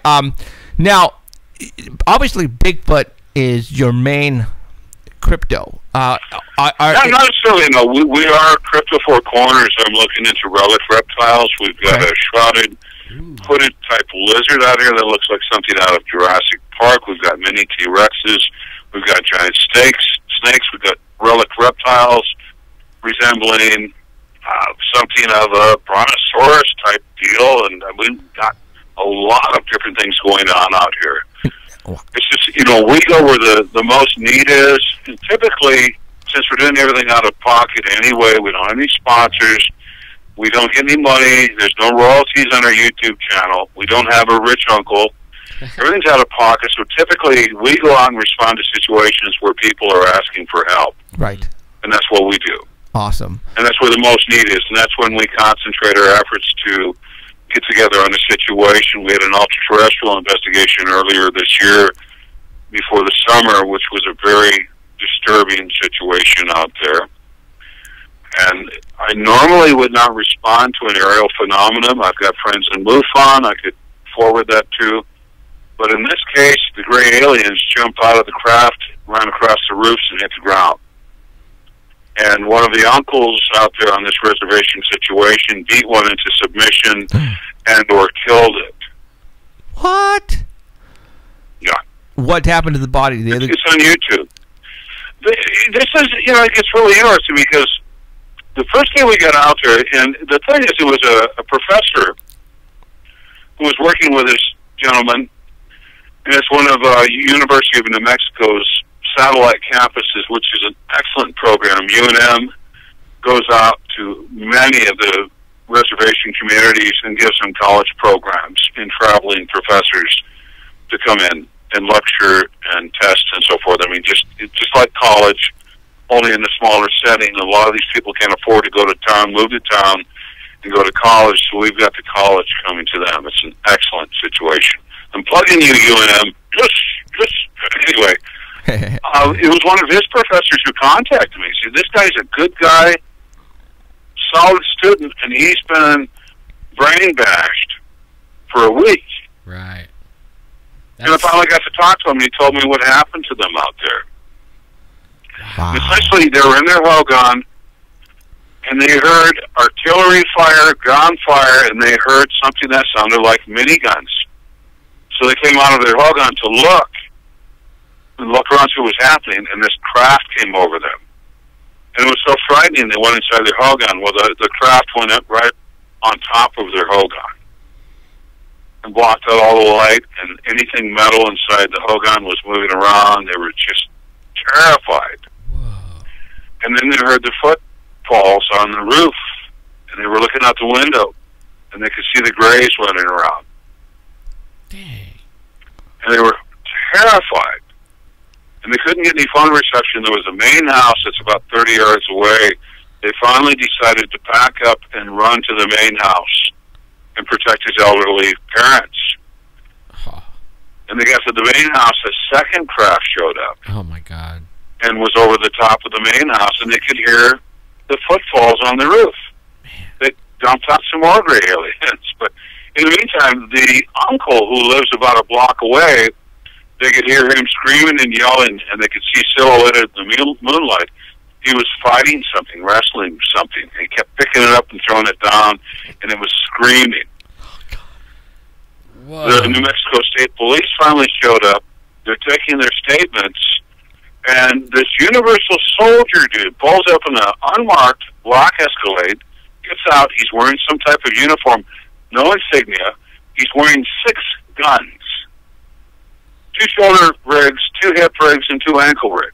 Wow. With extended magazines. And he doesn't talk. He's simply listening. Now, when Bradford, our subject, our witness, is talking about the noises this creature was making while it was being beat to death, the Universal Soldier went right over to his uncle's house. Oh, wow. And he didn't talk to the officers. He was beeping something on the walkie-talkie. And they're like, okay, he needs assistance. So they went over there. He came back with something over his arm. And he had some type of cryogenics tank or some kind of something in the back of his Escalade. They wouldn't let them look at what he was carrying, but the New Mexico State Police went back there and they had their cell phones out and they got to take pictures of it. Wow. And he said he opened up this tank with a combination and put this body inside of it. So that's the only reason I got involved, because flesh hit the ground. We go after flesh and blood. We don't ghosty ghost. We don't chase things we can't catch. If I had an F-16 or something, I'd probably look into catching UFOs, or, you know, I can't catch one. Did I don't look into that. Did the uncle... I look into families in trouble. Right. Did the uncle that beat him up, did he wind up with, like, you know, like radiation problems or anything? Well, like, we wanted to talk to him. The uncle is a raging alcoholic, so I would rather have the sober testimony of my 2 witnesses who saw what he was doing over interviewing this guy. right. And no wonder he beat the crap out of the alien, because he didn't. He wasn't in full. You know, he wasn't all there. He was probably drunk at the time, and you know what he was witnessing was. I mean, he probably didn't think it was real. I mean, it's like I wouldn't go and pick a fight with an alien. You know what I'm saying? So I could understand. The funny thing is, and good for the uncle. A couple days after the incident, the uncle asked him that the youngsters to take him to town, and he was stocking up on stuff. Well, he opened his wallet up. He had a stack of greenbacks about 2 inches thick. Wow. They told him to shut up. So lucky him. Lucky him. They let him live and didn't whack him. So I'm thinking it's not one of our programs that they encountered out there. Something else. Wow. They gave him some money and told him to shut up. Good for him. Wow. It's cheaper to kill you. Yeah, it is. And then you could Cheaper to get disappear. whacked. You could Good for him. disappear out there real easy. Wow. That is an awesome story. I was getting goosebumps, dude, when you were talking about That's on that. YouTube. It's the ultra-terrestrial investigation. Go watch it. Okay. Go watch it. And it was on a follow-up investigation to that area, because I was trying to. They felt the ground shaking when they heard the artillery fire and the miniguns. And if I'm not curious, something, it has to be some kind of platform-mounted situation for them to feel that vibration through the ground. And we got to an area where we do believe our forces engaged whatever they are. And going across the high desert out in the middle of nowhere, 30 miles outside of Gallup, off in the distance, we see this figure walking. And our witnesses are driving. Me and Jack Carey from Colorado are in the back seat. And they can't make out what this figure is. It's a Bigfoot. It's this, it's that. And then we get up closer and go, oh, it's some weird-looking chick. And as we're rolling up on her, she's dressed in this filthy denim outfit. Ripped and torn. She got kind of like this crazy black hair going on. But from a distance, she has an attractive figure, and we can kind of make out facial highlights, and they look fairly attractive, too. And I'm telling our drivers, slow down, let me roll the window down. I mean, this person's out here in the middle of nowhere. She's got to be in some kind of trouble. Right. And I rolled the window down, and once I made eye contact with her, it was over. I don't remember what she said. I remember saying, are you okay? Do you need a ride? Can we help you? That's all I remember, because once I made contact with her, she had black eyes. Jet black. No pupil, no iris. Oh, my God. And I had Jack Carey sitting next to me, and thank God he's a bit of an empath. And he immediately became ill. Wow. Man. And she said something like, I have everything I need, or something like that. I can't remember. But he broke my gaze with her. And I had a fever of like 104. I mean, I was on fire. Wow. And we're both destroyed in the back seat by making eye contact with this individual. And we're trying to tell our witnesses, go, go, go. And they finally realize, oh, you want to go? Okay. So they go, and we're flying down the road. Jack regains his composure a little bit. I'm fried. She fried my brain.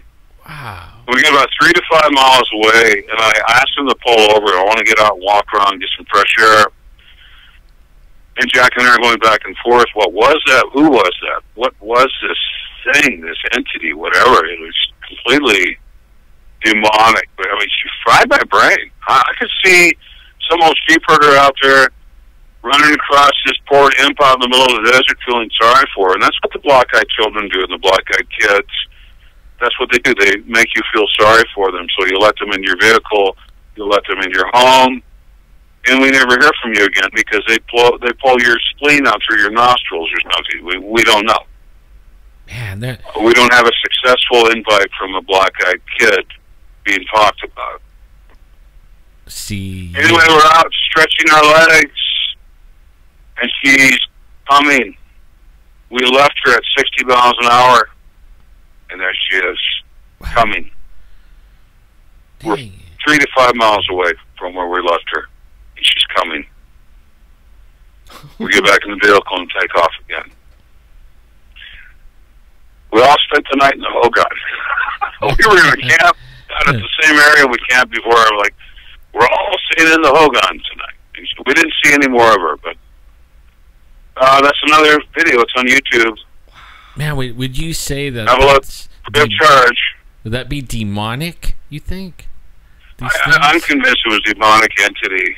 Very, very wicked. And I feel sorry for the body that was being inhabited because it just, we read in the Bible, who are you? We're legion, for we're many. Yeah. And this is probably something along the lines of that. Man. You are just having too much fun, dude. Yeah. No, I'm not. That is some crazy. No, I'm not. That is some crazy stuff, man. That is some crazy stuff. That's the I'm stuff. ready to That's jump the in the stuff. car and go That's the stuff check I him want to out. encounter. Yeah. I mean, we're doing this because it's just remarkable stuff. I mean, you are right in the middle of everything. Now, obviously, Bigfoots, lizards, pterodactyl type of birds. We're getting those sightings down here a lot. Leather skin. Yeah, the leathery skin. Right. Just right out of Jurassic Park. Right. And 30 to 40 foot wingspans. Yes. Continuously. I mean, I've talked to police officers up here. I've talked to Navajo police officers. One of them was over by Montezuma Creek, Utah, and there was 3 of them flying down the San Juan River, and he started giving pursuit. He followed them all the way to friggin' Holbrook, Arizona before they turned and went across the desert. They were right above the freeway in full sight of thousands of people traveling down the freeway. So what? 3 of them. So what the hell? I mean, why? Have these guys been around here that long, or is it something that our government is doing to bring these things back to life and they're escaping? You've got an umbrella situation when it comes to the thunderbirds, and there could be 30 different possibilities when you talk about a large winged creature. You take it case by case basis, and that's been going on out here for a very long time. The rock art fully suggests early Native Americans out in this area being continually grabbed up, scooped up, eaten by these giant birds. The rock art depicts it. There's these tiny little stick people, and right next to them is this great big bird. Yeah. It's been going on for a long time. The thing about, I said this on Monsters and Mysteries in America, the thing about the thunderbirds, pterodactyls, all these other large winged creatures that are supposedly extinct, No one ever told them they're extinct. They're still hardwired to do what they've been doing all along. They've got breeding populations somewhere, and they're going to these breeding populations, and they're continuing to do what they're hardwired to do.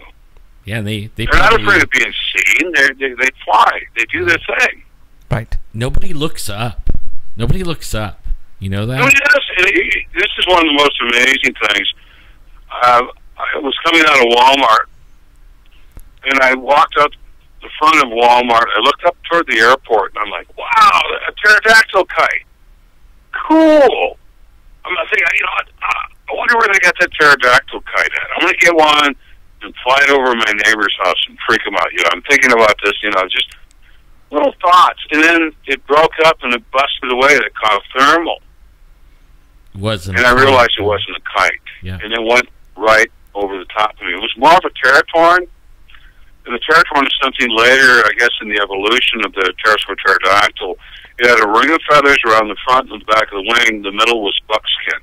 Wow. But it had all the other appendages of a pterosaur pterodactyl. And at least a 30-foot wingspan. It went right over the top of me. And I'm running across the Walmart parking lot, almost getting hit by cars to keep it in my sight. It gets over the river, catches a thermal, and disappears. Wow. And this was where? Was it paying attention to us? No. Right here in Farmington, New Mexico. Wow. See, now nobody looks up. Nobody looks up. I mean, situational awareness of John Q. Public sucks. Nobody looks up. Yeah. Everybody's so involved in their own situations, they're not looking around, looking up, looking around. It's not. Have you ever heard of one that this is? I saw this I was talking about this earlier, but this thing had big giant red eyes. It was probably the size of a Cessna, and it was fur covered. It was kind of like the shape of a Sasquatch, kind of like, but it had like the head like an owl shape and black dragon wings, and it was flying over me, and I didn't know what it was. I thought it was a kite too, because it didn't fly right. You know what I mean? Like it wasn't like flapping its wings or nothing. But I grabbed the binoculars, and when I focused, it actually scooped up the air and slowed down and turned back and looked at me. And the guy that was with me, he's like, "Oh my God, he's looking at you! He's looking at you!" I never saw anything like it. I can't find a picture of it anywhere. I mean, it was the weirdest thing. But I look up every day now, all the time. No, I mean, it's exactly what you just said, JC. We've been telling people for years here. Look up. All of the sightings that people are getting, and we're not just talking UFOs, and we're talking all the other type of sightings. What the witnesses are doing at the time is either they're outside having a cigarette smoke, or they're walking the dog, or they're taking out the trash, and that's when they're witnessing all this stuff, because they're just looking up and walking to the curb, and we're trying to tell people, look up, you guys need to start looking up. I mean, there are things happening out there. I mean, you know it more than us. These monsters aren't supposed to be real, JC. That's the stuff we see in cartoons and movies. So, I think one of the last things people want to hear, and they're all really comfortable in their own existence, what they've been putting together, what they're building, what they're working toward, all these other things. They're really involved in the situation. So the last thing people want to hear is that the monster under my bed is real. Because it is. It is. Right. It is real. That's real. It is real. I love that. And you're just plugging along, doing your 9 to 5, putting up your 401k, and hoping before the chemtrails kill you, you can enjoy some of your retirement. We've got a slow genocide going on through the air, food, and water daily. We all, those who are awake and aware know what's going on. It's no longer a tinfoil hat controversy. There's nasty, evil stuff going on. Yeah, there are. Perpetrated in collusion by our government. It's disgusting. It is disgusting. In the Four Corners area over here, we don't have Doppler radar right in the Four Corners, so they super-duper experiment with the geoengineering above us. And it's disgusting. And I know they've got CDC and a lot of these outposts and reservation clinics monitoring all the people coming with respiratory infections and things like that. I mean, you can only breathe in so much barium and aluminum before it jacks you up. It's disgusting. And, awareness, situational awareness, environmental awareness. Everyone needs to wake up. Yep. My eyes are open. I mean, I'm twitchy. I'm twitchy. I can't even be in an urban setting, and I'm twitchy. Wow. Looking around, looking at everything. It's conditioning. Wow. So what when you're out there in a lot of these locations, I'm out there for days at a time by myself. I'm twitchy. I'm watching. I'm listening. And I'm super duper aware. Yeah, you have Folks, to be. Look around you. Look Wow. at what's going on. Look at what they're doing to us. What Nobody believes that part. I've been saying that and saying that. I've been plastering Facebook with that. Like, you know what? This year is going to be the rude awakening year. I have a feeling. It's me when the what do they call it? The scales fall from everyone's eyes. I really have a feeling. I hope so. I really do. And most of the geoengineering started on the West Coast, so. Yeah. It's no surprise to me you've got people aged 25 coming down with Alzheimer's. It's been hammered with aluminum, and that stores up in your medulla oblongata in your brain. I haven't seen a detox for aluminum. You carry it. So we all get weighed down with the aluminum, and eventually you just turn back crazy nuts. I mean, it's unfortunate. Wow. And it's a slow genocide. And I'm surprised more and more people are waking up. When you get a day without the geoengineering, you get to look at a blue sky and the way clouds are supposed to look. And then a day or two later, they come and they start putting the checkerboard patterns up above you. People need to be aware. They're just so complacent. Turn off Fox News, turn off CNBC and all these other puppets. Turn it off. Turn off the freaking... You're better off watching Russian television or BBC. Right. Full news from there. Yeah, RT. And look around you. Right. The freaking NFL thing and the teams, that's the one that bothers me the most, is that's all that... I got friends that they don't turn off Sports Center. That's all they watch, Sports Center. They could tell you, what... the last quarterback had for lunch, but they can't tell you what's going on in the world. Well, that's part of the social engineering. I mean, the ones behind the matrix are brilliant. We're all very tribal. The tribal feeling should be getting to know your neighbors, getting a neighborhood watch together, working together as a community. That's the tribal thing. They take away that tribal feeling. Well, I'm a Steeler, or I'm a Cowboy, or I'm a Denver Bronco. I mean, they're taking away your tribal affiliations with these sports teams, and you're complacent. Man, that's for sure. It's disgusting. It's disgusting. We see the fall of Rome. They want bread and circuses. Oh, really? And that's where the society is heading. It's bread and circuses. Well, they know every NFL player, their stats, everything else, and you're enamored by this sports figure. Right. Well, this is you want to emulate the sports figure. I'm wearing this jersey. That's my boy. Yeah. That's my team. Ignorant. Yeah, they're all repping. Ignorant. Yeah. Here you are, totally on the sidelines. In the first place, were you out there in the field? Were you taking the hits and the brunt and the blows? No. That's not your team. You were on the field with them. They have taken away your tribal affiliation and put it into a sports team. You don't get paid like them either. They get paid ducats for that. So, are you project? What are you working on right now? We're full forward working, getting some more DNA samples together for Dr. Jeffrey Meldrum's new venture, and I'll be holding his feet to the fire. Okay. To test everything. Okay. I will be holding his feet to the fire. I've got a lot of knowledge from this last DNA study, and hopefully this DNA study is going to mirror and back up Dr. Melda Ketchum's findings from over a year ago. What do you think about the Todd Standing thing that everybody's... That's the thing. think what we need to do is give Dr. Meldrum time to look at these photos, and I hope Mr. Standing will give him the original, untouched, unaltered photos to look at. Well, I hope he does.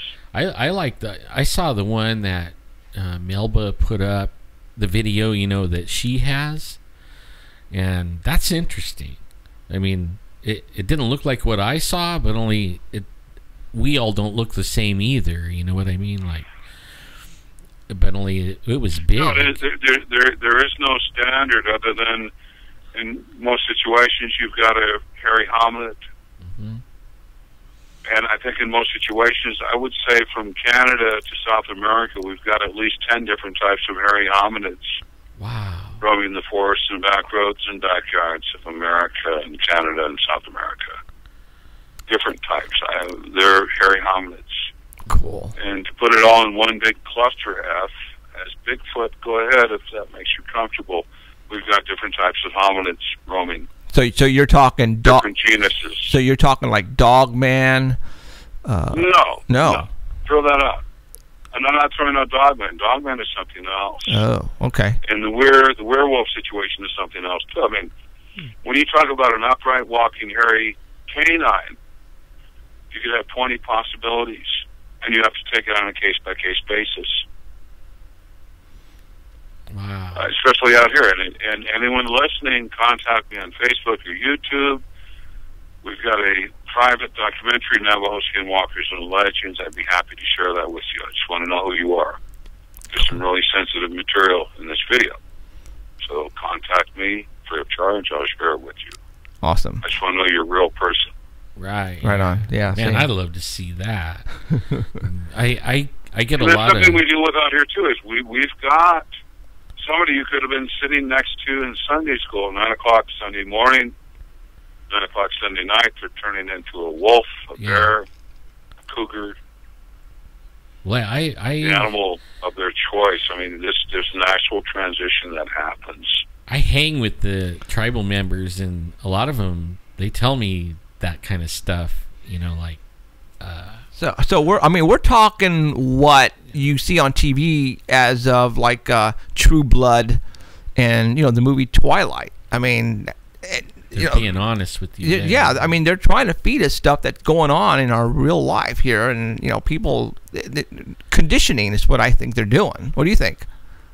Potentially too, and I would also make reference to when we've got the upright walking wolf, and 90% of the skinwalker investigations I've done over the years have been an upright walking wolf, 8 to 9 feet tall, 10 feet tall sometimes. And they could rip the roof off. They could tear your front door down. They can't. They need to be invited in, just like a vampire in some cases. Now, and that's a transformation. And the white people do that too. The Caucasian variety, that's a weir, W-E-I-R, werewolf, and that's ancient. And that goes back to ancient Europe and so forth. This stuff goes back tens of thousands of years. Wow. The shape-shifting and transformations goes way back. And it's demonic. It's of the devil. I mean, you want to sign up and join the mafia, you'll get probably a little bit of pleasure from being this horrific arcane animal for a while till the toll takes it on your body. Yeah, sadly. And there's some in the weir with the Caucasian right, they shift, and some of them can't shift back anymore. Whoa. And they're stuck being in that condition. Oh. So, David Paulides' work.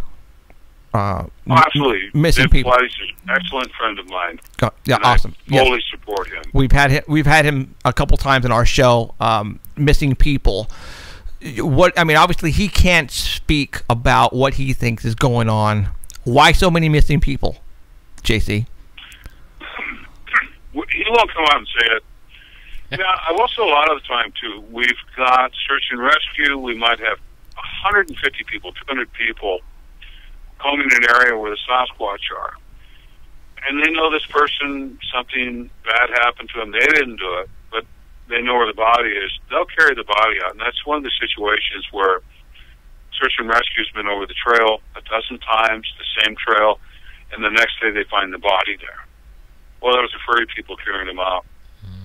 So they'd find the body and go away.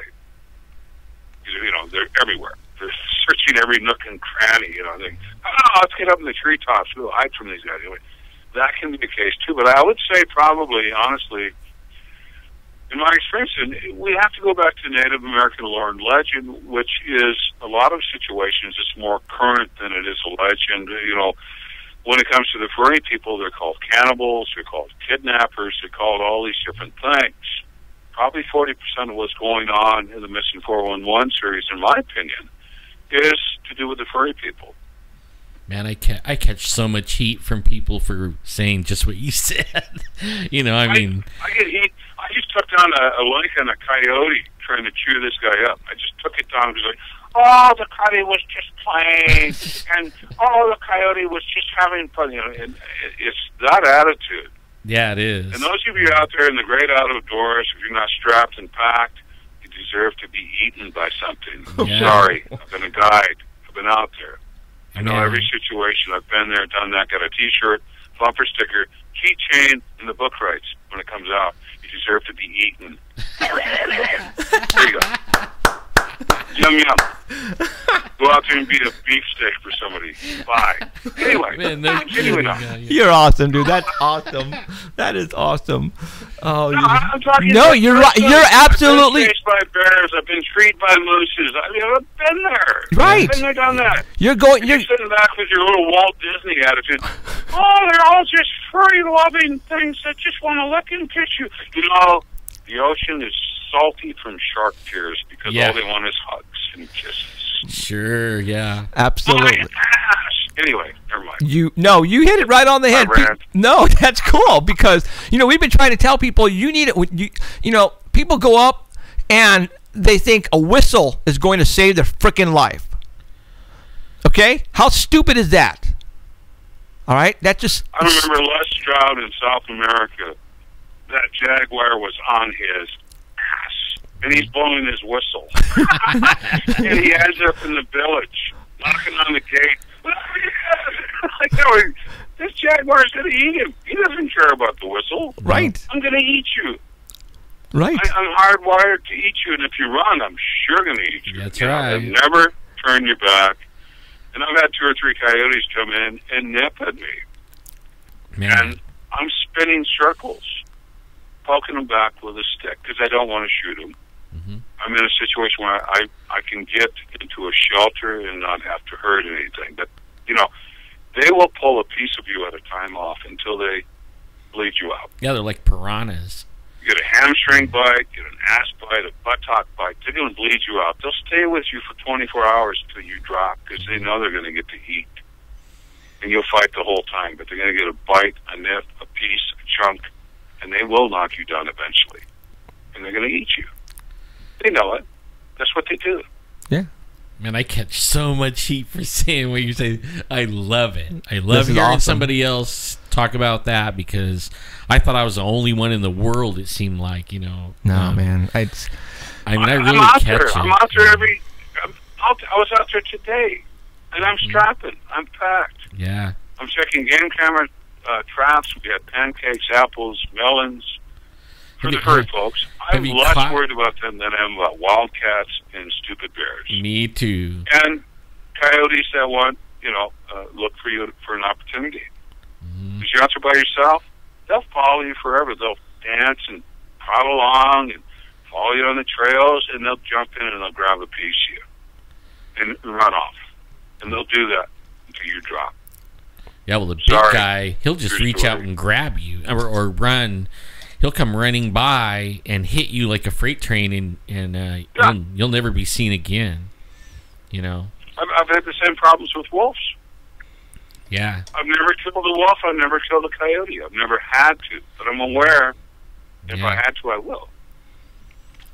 Yeah, it's good to hear somebody talking about it. I'm not killing anything out there. Believe me. Right. I'm in their living room. I'm trying to be polite, but I mean, you know, if it comes to life and limb, I'm going to kill something. Yeah. Or you're going to be killed. As simple as that. So, Yeah, dude, I could talk to you. We could talk to you forever, man. Yeah. Yeah, we got to get you on sometime again. I'm going to let you go. I appreciate you coming on, JC. This was fun as hell to have you on. Got to have you on again, and maybe. I'll definitely come back. Sorry I got in late tonight. I apologize. No, that's cool. No, that's cool. That's fine. And you know what? We are going to be doing a TV show here pretty soon, and I want to fly you out and be a guest on the show. Would that be cool? Actually, I want to fly you guys out here for your TV show. How's that? How sounds about? good. Okay, that'll work. We'll fly. No, dude. Hey, Come okay. out here. Okay, we're done. We're going out there. All right. No. You guys come out here, Okay. and I'll give you something really interesting for your television program. And that's what we love doing. That we like going out. Okay. That's almost the difference between a lot of the TV guys. You know, we really go out there and we really put it out there. I mean, we've been chased and yelled at and you name it. All right, JC, we're gonna hold you that, and as soon as this thing starts rolling, I'm gonna call you back, and we're going to make arrangements, and we're gonna come out down there. Okay? You guys have an excellent evening. And I want to excellent check holiday, and out God your. bless you. I want to check out your YouTube. Is that what it was? Okay, now do you? JC Johnson on YouTube. Okay. We've got over 50 investigative videos free of charge. Go enjoy it. Right Awesome. on, man. I will. All right, JC, you take care of yourself, okay? Because I want to see you live next time. Hey, Merry Christmas and God bless. God bless you guys. Peace. Peace out, brother. Thank you.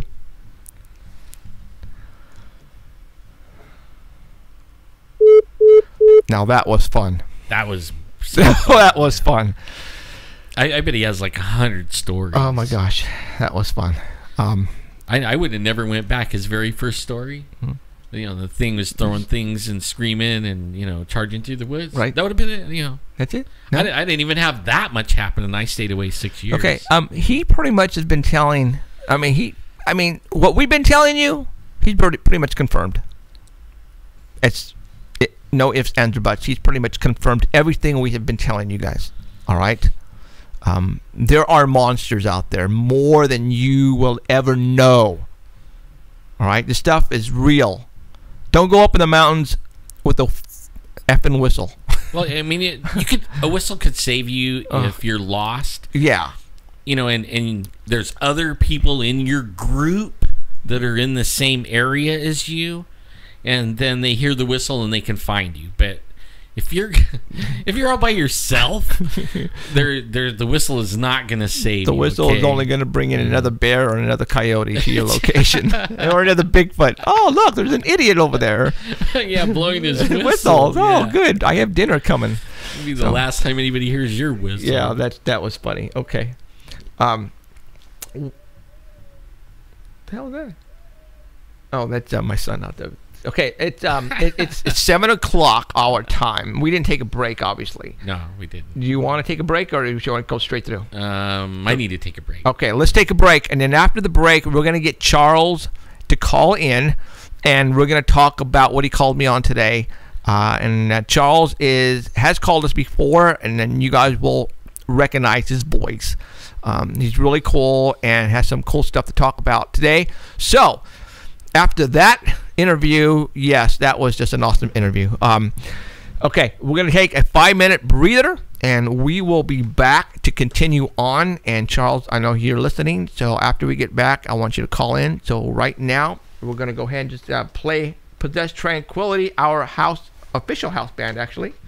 And we're going to let you all go have a bathroom break. Do you want to take a break, or do you want to go straight through? I need to take. Sorry. Okay, let's take a break. And then after the break, we're going to get Charles. Yeah, Echo.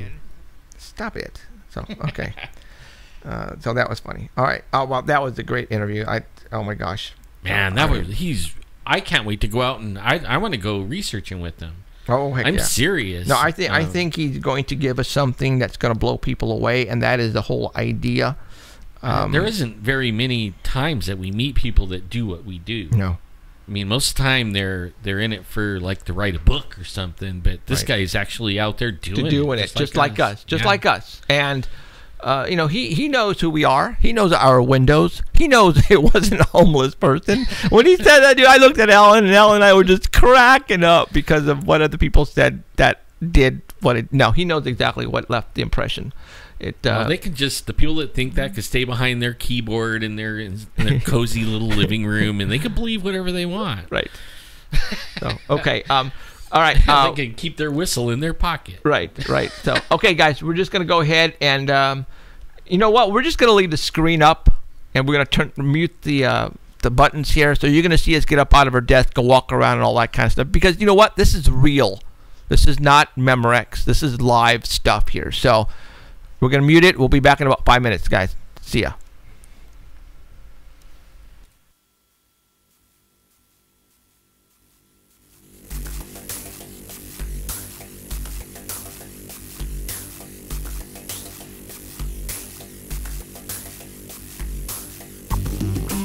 You think you're so smart, hiding from the ones who know you. But we see everything. Innocence never knew you. Drink what you're ignorance. Everything's gonna get better. Nothing is covered up. That will not be revealed.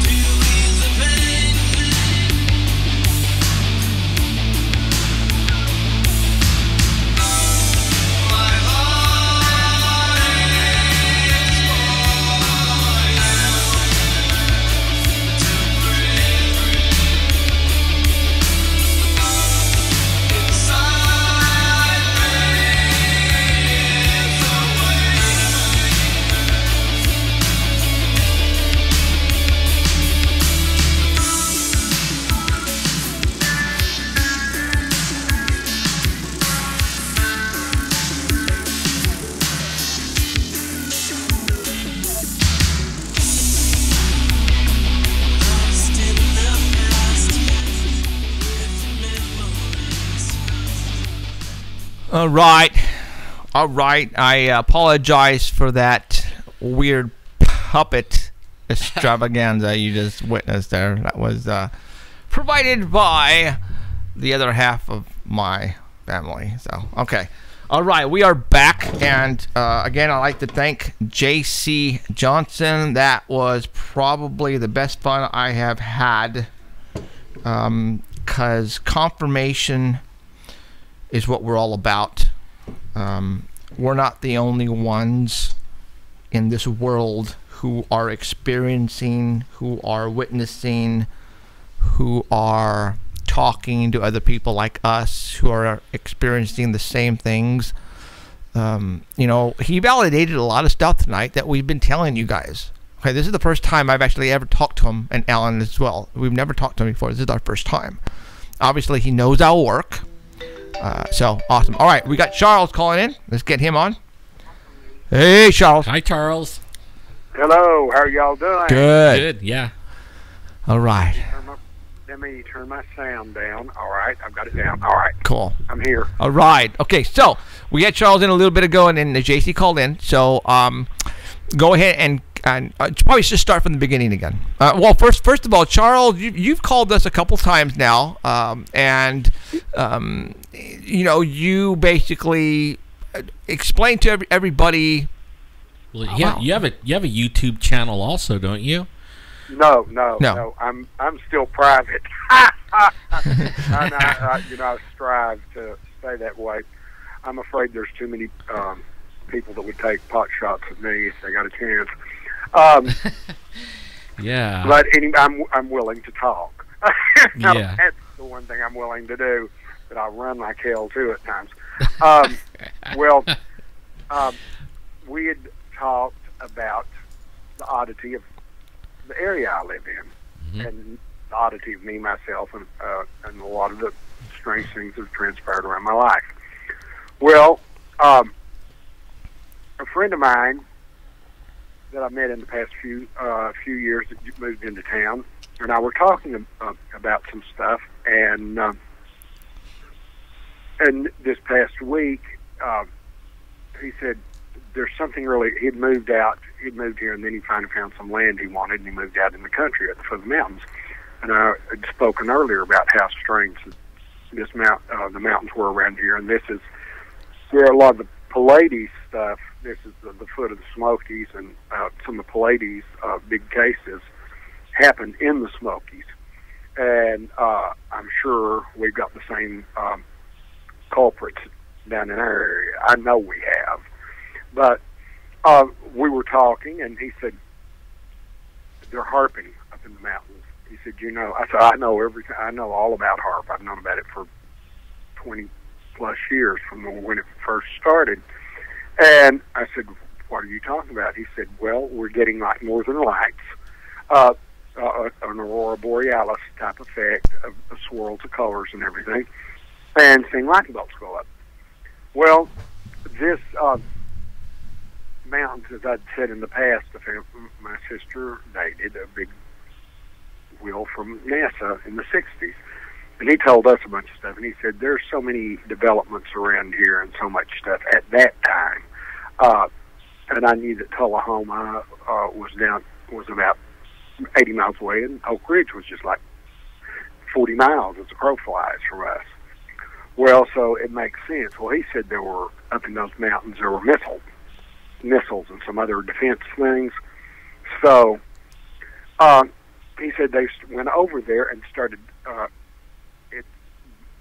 over one ridge, and then went back over another, and there were all these fences, and do not come in, do not come in, do not come, government property.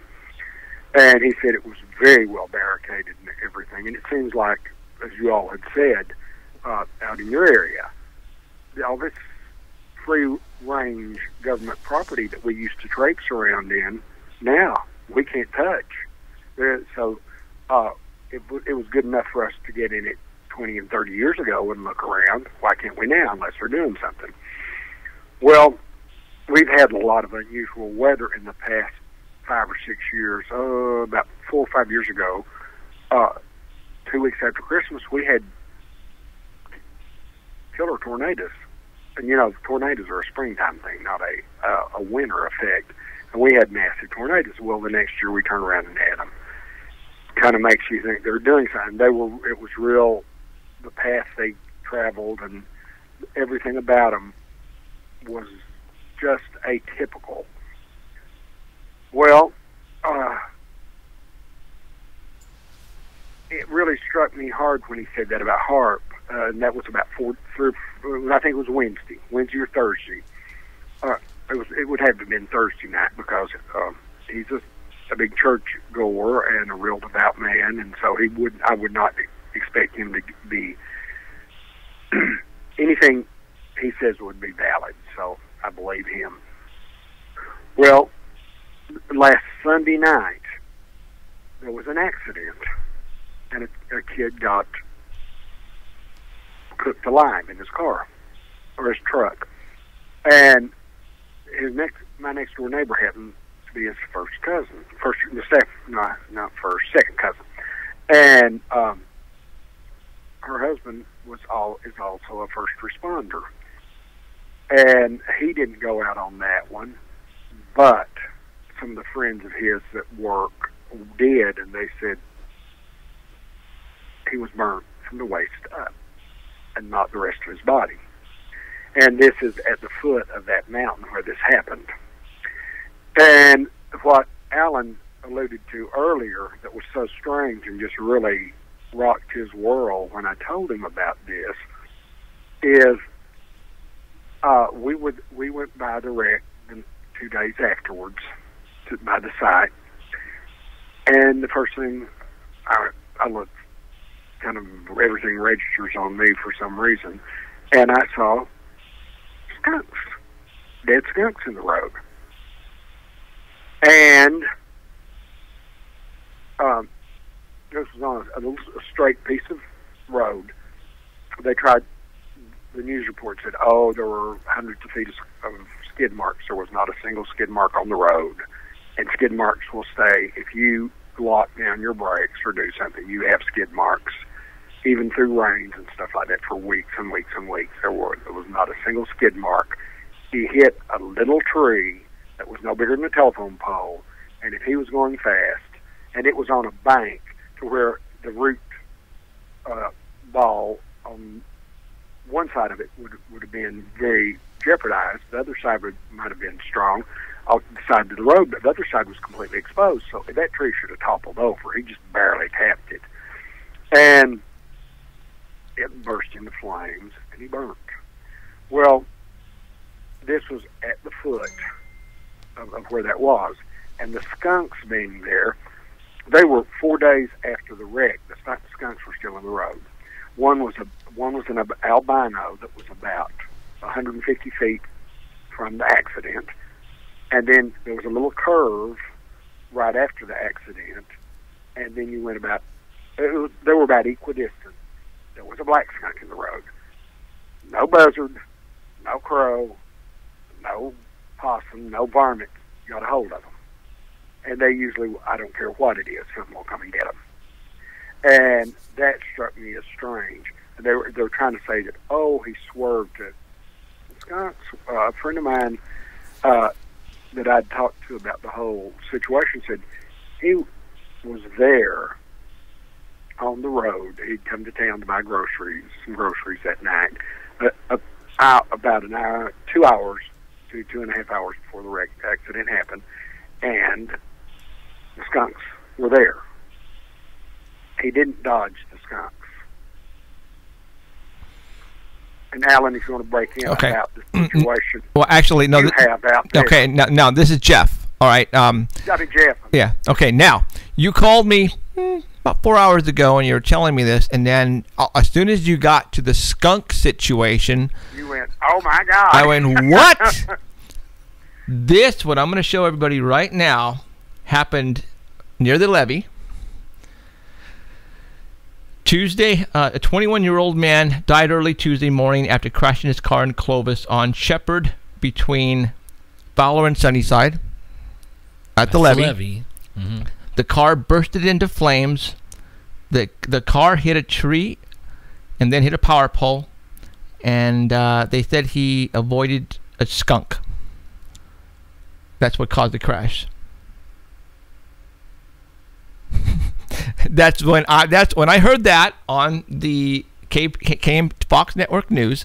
I said, how do they know it was the skunk that caused this man to crash? No, they just said it was a skunk. And here it is right here. I'm showing you right now, right here where it says, when he swerved to avoid hitting a skunk in the road between Fowler and Sunnyside on Shepherd, right near the levee.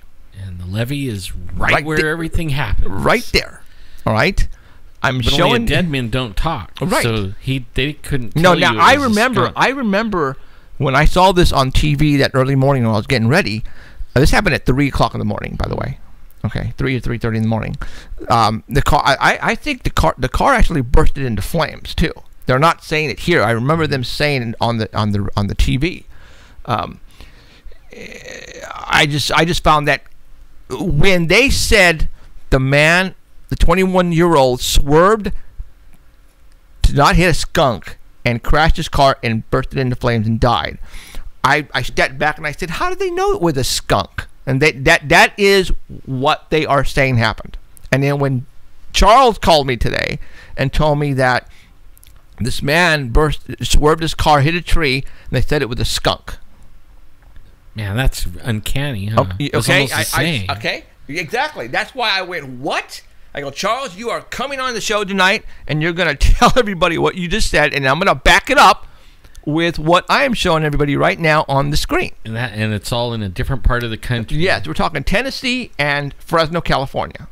So 500 miles apart. Right. So then, Charles, you said, what if this is the excuse that they are authorized to use when something like this happens? That's, you know what I'm saying? So what we need to do, fans who are watching, is Google how many accidents, car accidents, can you find that were caused by a skunk? All right. Oh. Okay, and let's see how many there are out there and where they're out there and what locations. This is this a coincidence? I think both people saw something that they were not supposed to see. This kid was an avid mountaineer or a hunter and everything, and he was in a little 4-wheel drive truck, and he'd just come down from a weekend in the mountains. What if this guy was at the levee at 3:00 in the morning checking it out and saw something he wasn't supposed to see? Yeah. You know what I'm saying? Yeah, and that's where you would see it. If you're going to see something weird, you're going to see it right there. 3:30. Yeah. But this guy saw. He's 21 years old. It's 3:30 in the morning. Yeah, most of the time they're partying out there. Yeah, so I'm just throwing this crap out there, you guys, because see, this is what we do here. We put two to two together. All right. So I'm making you guys think. All right. Obviously, Charles is telling you there's stuff going on that mountaintop, and they think that this guy saw something. Well, they took him out, and they're saying it was a skunk. Well, here, right near the levee, literally next door to the levee, on the same street as the levee, this guy crashes his car into a power pole, into a tree, and burst into flames. Nothing left of him, and they said it was a skunk. Okay, so I'm just going to leave it at that. You guys only. You know that when you were talking about the skunks too, like how many times you ever seen an albino skunk? They're rare. You see one, maybe I've seen maybe 3 of them in my lifetime. I never seen any. I seen an albino deer once, but in fact, I've been reading that with this chemtrails and the Fukushima thing, more and more of this albino stuff is happening. Mm-hmm. In the animal world. And it just this big, as we were driving by there, I saw this big ball of white stuff, and and then we got close enough I could see its head. And the thing is that 3 or 4 days afterwards, they had not deteriorated and started smelling. It had been warm enough in the daytime that they should have, they smell like skunks, but they didn't smell like rotten skunks. Right. Yeah, and but only that. The way the kid burned up from the waist up, that if you're in a burning vehicle, you burn all over. Right. That sounds like a microwave beam or something. Yeah. Shot it through the window, like Manuel Apparano, police The officer. upper body would have been. The State Patrol even said they thought the dash might have caught on fire. Something blew up in the dash. Right. What in the dash is going to Now, burn up enough to where you can't identify the person? And they didn't even though he had his ID on him. See, that tells you his ID was readable in his right. pocket. It was in his back pocket, or In a his wallet back usually pocket. is. Yeah, Now, and that doesn't make sense. right. Now, tell everybody about who showed up and confiscated. Oh, there was a unmarked car, be it TBI or whatever, but a car came up, and one of the people had been taking phone photos, and they confiscated their phone. They didn't want the photos to be available. That's weird. That's weird. And nobody's seen the truck. They won't allow anybody to see it. They won't do anything. Probably because it doesn't look right. Right. I mean, as soon as you see it, you're going to go, hey, something's up with Well- that. You know what I mean? Like, they burn all the way. They don't burn, like, half the way or whatever. I mean, it would And have then too many when you- questions. If you saw the little tree, the tree should have been knocked over or Right. broken in two. If a vehicle had about a 3 by 4 inch scar in the bark. The bark was burned, though, where it burned up in the tree. But the other trees around it, only that tree, one tree burned. And there were about 5 or 6 trees there, and the other ones didn't burn. The one tree the truck made contact with burned. That's true. Now, that doesn't make sense. No. I'm just looking at the directions or where this happened. Shepherd, Fowler, and Sunnyside. Dude, that's the levee's right there. Right at the levee. It's yeah. at the levee. I I mean, literally, he was. I'm throwing this out there. I'm thinking the guy was up in the levee, just kicking it, and saw something, and it took him out. And that And same. it's odd they were both close to the same age. One was 19 and one 21. And they were out. They would have one thing, they would have better eyes. They were young. They would have seen better. And they would be more of a threat if somebody young saw something, because they might be able to detail it better and go about it. Right. And I think they're doing some nasty stuff they don't want us to know about. And then that's a big statement, but like, you're right. They are. Wow. Man, And- are we blowing you guys' minds out there tonight, or what? Or what? That's when that guy that shows up that our JC was talking about. Yeah. 2 guns on Here, his here, shoulders, there, and 2 there. guns on his hip, 2 guns on his ankle, and then doesn't talk to anybody. Mm-hmm. This is awesome, guys. All right. Did you see on the chat, some people are saying it could have been an infrared laser or a scalar. It could have been something like that. We know we have all these planes fly back and forth over the area, and they'll even. There's a couple of Russian MiGs have for the past 4 years. We think they're MiGs that we have that we're using to for radar detection and stuff like that. And I know that the Atlanta base is 100 miles away from us, and then Tullahoma has one in Huntsville, Alabama. But I've seen foreign planes fly over, but I think their planes they've captured. They're just trying to get radar signatures and everything to do that.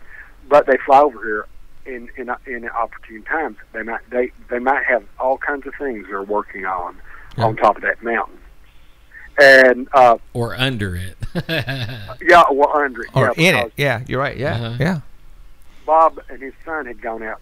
They're spelunkers, and I keep trying to tell them, quit. If you get caught in a cave, you can't cell phone somebody. And nobody knows you're there until they find your bones. An archaeologist 500 years from now, these people had this strange device that they worshipped. It was about, it said iPhone on it and an apple. Well, they said they found some caves that were closed, blown up with dynamite. And then they got into one. They found one that they said was gigantic. that they couldn't believe was not on the radar, that people didn't know about or anything. They were just out traipsing and found it. And they also, when they went back in that area, and I mean, I have Knoxville and Chattanooga, two pretty good sized cities close to me, but then you can go just a few miles and get into remote places that are unlike anything you've ever seen. You'd get lost. They went over a couple of ridges, and they got into an area which I don't want to go into. Had about 150-foot canopy of where the trees closed up. It was a primeval, deciduous, temperate rainforest. Wow. He said it had to not been touched for like 150, 200 years. He said there were vines that were as big as your wrist all over the place. And he said you could hear chattering like primates were in there. And he said they felt eyes on them, and they said they backed out. And he said they'd never go back without guns. And I said I wouldn't go with guns in any place like that. But I got on the topographical maps, and I thought, yeah, I just saw that. No roads, nothing, and I think we're close enough to these things, and as they've gotten used to us, we've not gotten used to them, and they know that we're vulnerable. Prey never realizes its predators after it. Like you see a rabbit in a field, and they'll just be sitting there, their nose is twitching, and there might be a coyote 100 feet away just looking at it, ready. And they're not, they're just going about their business, and they're not, wham, it's been shaken and its neck's broken. We're the same way. We're not really aware that there's probably another species that we might be a delicacy to. Man, that's for sure. With just some fava beans and a little bit of butter sauce, we're good. Yeah, man. And tastes like chicken. We really do. But right on. And I think they're getting to the point there. For some reason or other, I think our government is going out of the way to protect the Sasquatch or whatever they are. I don't think they're benevolent. They're like the ETs. Anything that's going to get you in the middle of the night and abduct you from your room is not good. No. You ask permission, and you talk down, sit down over a cup of coffee and say, can I have some of your DNA? Can I do this? It's not going to hurt, la, la, la. You don't kidnap and basically just with a rampage go through somebody's life and do things against their will. I think these things are not benevolent, but I think our government knows there's something about them that, be they Nephilim or whatever, or interdimensional beings, there's something that they want to get out of them. They don't want to learn their tricks. They don't want us to know. They're like they want to keep us in the dark of everything that. And I have a feeling what would be like, it would be like letting the genie out of the bottle, or whatever you call it, the Pandora's box. Once you open it up, you can't close it or put it back in. You know what I mean? I think that's why once everybody gets a hint that there's this and they know it's real, then they're going to go, well, if that's real, that's how it started with me. I saw a Bigfoot, and it was like, dang, that was real? Then what else is real?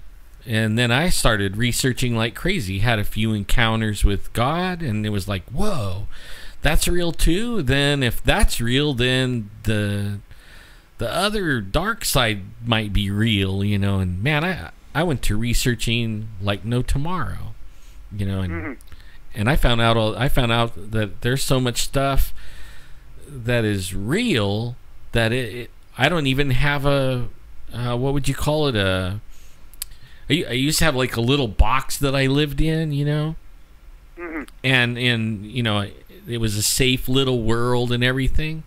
Now I don't have. There's no boundaries. You know what I mean?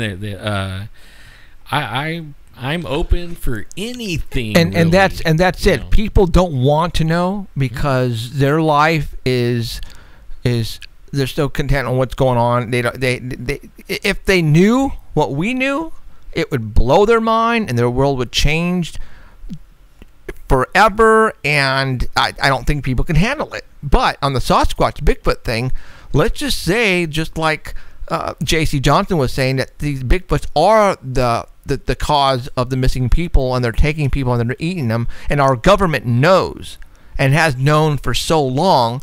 And if we find out this is all true, you know, the people who have lost their loved ones are going to be furious at the government for not warning them. You know, that's a lawsuit after lawsuit. People would just, you know, go against the government for doing that to them. And then, like you said, then, oh, well, if that's real, then what about the UFOs? You know, I'm getting abducted. Are you telling me you're allowing them to abduct me? You know what I'm saying? It'd be a domino effect. Well, I mean, they lose all credibility. Yep. I mean, they have our. That would be a case in point that you do not have our best interest. But very few people now think they do have our best interest in mind. That's for but sure. that would put the key in the lock and lock it down, that they don't care about us. Right. And if that's a secret, what other secrets do they have? Mm-hmm. But I think we're living right in the midst of everything. Yep. I think everything's going on. Well, we have our blinders. Like you said, you lived in your little box, and as the scales fall from the eyes and the veil falls down and you start seeing it, there's a lot more going around you than you realize. Part of it's good. There's a lot of great going on around you. But then there's bad. Yeah. There's, I think there's spiritual warfare going on around us at all times. And that's really what it is. Mm-hmm. Interdimensional spiritual warfare. And some of these goons can come back and forth. I almost think, if you're familiar with the Jewish religion and golems, when they would make a golem, you'd make it out of clay, and it would become, it would be your monster, or it would do your bidding and go after other people or things or institutions or things that were causing you harm. I almost think Bigfoot, because they say they have a lot of dried mud and clay on them, might be a form of a golem. And it's a created being that doesn't have a soul and that can do nasty things. Maybe it's a golem from another dimension. I don't know. The one I saw was so shiny and well groomed and buff and graceful and fast, and man. Well, you're close to Hollywood. You'd have some special ones out there. That's what I hear, when you go back in Oklahoma, and I go back and see my relatives back in those, Tennessee and stuff like that. They're like, man, you over by the movie stars? Yeah. When you say California, they think you're there. We're far from it, man. Yeah. I mean, like a few hours drive. So. But. All right, Charles. Well, that's close enough. I make up for really a helicopter and take care of them real quickly. But y'all be good. And if I hear any more about Abso-freaking-lutely. I'm trying to get somebody else on the air right now, so that's why I'm going to cut you a little bit short, though. But thank you for sharing that with us. I think we just blew a lot of people away. Coincidence? I don't know, maybe, but there it is. I want people just to go ahead and take it all in, and let's see what happens. Maybe I want to ask one question, everybody. If they will get in contact with you all about if they come up with what a skunk might mean. I think it's a totem, an Indian thing, like an animal that represents certain things. You have your spirit animal or whatever. I think that might be a totem for whoever's doing this stuff. Could be. It might be their spirit animal representation, and a skunk's a smelly, nasty thing, and that might be it. Huh.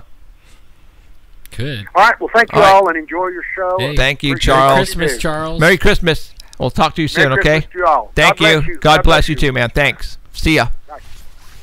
That totem idea is not that far off. I mean, the grandpa, my wife's grandpa, he didn't like owls. Man, an owl, and there was death. And the Native Americans around here, coyote ran across the road, and somebody's gonna die. But if the coyote stops and looks you in the eye, it's gonna be somebody really close to you. You know, I mean, there's all these animal things, you know, that a lot of it I don't believe, and I'm not diminishing what they believe. I'm just saying, you know, I don't subscribe to that kind of stuff. Right. You know, but only, hey, it could be real. That's what I'm saying. It could be real. I just said my box don't have walls no more. Exactly. And you know, coincidences, I don't think they happen. There's not in our field of work. So right now I'm trying to get a hold. Actually, I'm talking to somebody's mom. I'm not going to say the name because she's been asking. Well, anyways, he went to go spend the night at. Hold on. I asked him again, and he still says the same. Sorry, but I can tell you what he has told me. Well, then call me. Hold on. Yeah, man. I've been lately, like in Facebook. I trip out on the people that live in this little, like, Cinderella world, and they. I don't know. They almost like shut the blinders, you know, and they don't want to hear it. Right. It's like you know, the guy that puts his fingers in his ear and go, oh, yeah. I mean, they absolutely will do that, and I even have a couple of friends that won't even go on the internet. They never been on the internet, and they don't want to be. They want to be stuck in the old way world. And they're not that old. Right. They're just not, you know, they don't want to know. Okay. Have somebody calling in. I don't know if she wants to give her number. Her son her name has been staying with his girlfriend up in Mariposa, and he's been hearing things like crazy, and he's scared out of his mind. He came back home. And his mom's going to call up right now to talk to us live on the air. She better hurry because we don't have much time. Road trip. Yes. Hey. Oh, probably. He probably does. Hey, Jess, this is Terry. Okay, Terry. Okay, well, you gave your name. That's fine. Okay. All right. So is your son right there? Yeah, he is. But I swear, he refuses to talk about it. He is really scared. Okay. He thinks that if he talks about it, I don't know. He's been up there 3 different times in the past month to Mariposa, right above Mariposa, right around an Indian reservation. And am I on the air right now? Yeah, you are. Sorry. Oh, crap. You should have told me that. But anyway, I'll still tell you. The first time that he went up there, he's the only one that smokes in the whole place. So he has to go outside to smoke in the back of the property, which is outside the door or whatever. And the first time that he went up there, all he heard was big crackling of bushes, you know, like from a foot, crackling of bushes. And he was a little scared, so he went back inside and came back out, I don't know, 20 minutes later, smoked another cigarette. I guess he was stressed. And then he still heard the crackling of branches, not bushes, I'm sorry, but branches, and he heard something that went like, took him about a week to tell me. It was letting him know that it was there. It was letting him know that it was there. Otherwise, he wouldn't have heard or seen nothing. You know. Oh, wait, it gets more interesting, Alan. Hang on. Okay. So the second time that he had went back up there, he's got a girlfriend up there. That's why he's there. Ah. But anyway, well, we won't tell everybody that. But anyway. Too late. So the second time that he went up there, nobody else smokes. He goes out on the back porch and smokes. And apparently there's this great big rock right behind their property. And this is where he's hearing this stuff from. A what? And like a rock, you know, a boulder. Oh, a big rock? Like, okay, got it. So it's like hiding behind it, right? Yeah, and he keeps hearing something out there. And then this last time that he's been up there, he refused to talk to me about it for about 4 days, and he finally did today. And he told me that right behind this boulder is a bunch of trees, because, it's forest and everything. He said that he thought he heard something crawling up the tree, but he wasn't sure, or climbing, however you want to say it. But it actually said something to him, and that's why he refuses to talk about it. Oh. He said it sounded like a child, but it wasn't a child's voice. It was almost like an owl, but it really wasn't a voice. It kind of, his impression was it sounded like boo. I know. Yeah, it may have been. I mean, I've heard of Sasquatches saying people's names, and you'll be like, and that's one of the ways it'll get you off, right, away from everywhere, so that they could grab you and you never get seen again. That's why he never finished his cigarettes or anything. He ran back inside. Yeah, I would too. That's why he's scared to talk to you guys. He doesn't want to. I mean, you and I believe in this. Yeah. Jeff, you believe in this. We believe in these things. But I think that he doesn't want to talk about it because he doesn't want everybody to think he's crazy. Oh, well. He's actually lucky. Not a lot of people has that kind of an encounter enough to make you know there's something there. You know what I mean? Right. Like, Yeah, he knew there was something there. Yeah. And the first time that he ever went up there was about a month ago. And when he heard the crackling of the branches, and it sounded heavy. It wasn't like a deer or anything like that. It sounded heavy, like crackling. And then when he heard something go, scared the shit out of him. Will he take us up there? I can ask him. If he'll do that.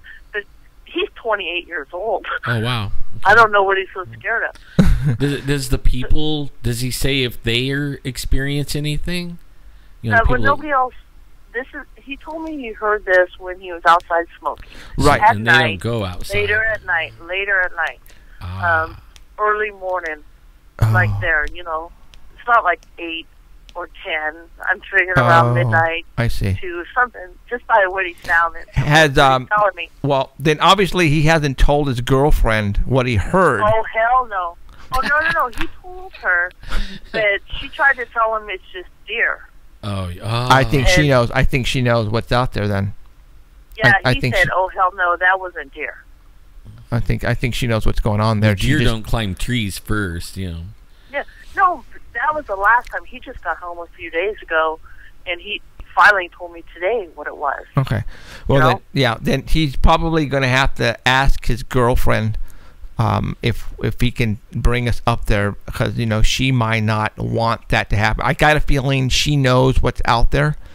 And she's not going to want anybody up there to investigate, only because it would bring more attention. Yeah, more attention to what. Yeah. But he can. They might not too. I mean, I lived up there 20 years, and she might not have known. Yeah, a lot of people are oblivious, and maybe she doesn't know what to look for or what's the sound to look for a Bigfoot. You know what I'm saying? So that's all true, but you know what? He's only been going up there for about a month, 5 weeks probably at the most, and he's heard this 3 times. He's been up there 3 times, and this last time that he came home, it just totally freaked him out. Wow. Okay. It's right above Mariposa. All right. I would love to go up there and put some cameras where all this is happening. You have him say that. Okay, look. Have him tell his girlfriend that we are animal lovers, and we are looking to get pictures of deer and bear, and we want to go put up some cameras in the back of her yard. But you're not looking for deer and bear. What's the truth? Shh. Okay. Damn. I just had a brain freeze. Okay. All right. So, because I have a feeling she kind of knows what's going on. But But ask him to ask her and tell him we're animal lovers and we want to go put up first, some cameras, okay? Okay, stop laughing. All right.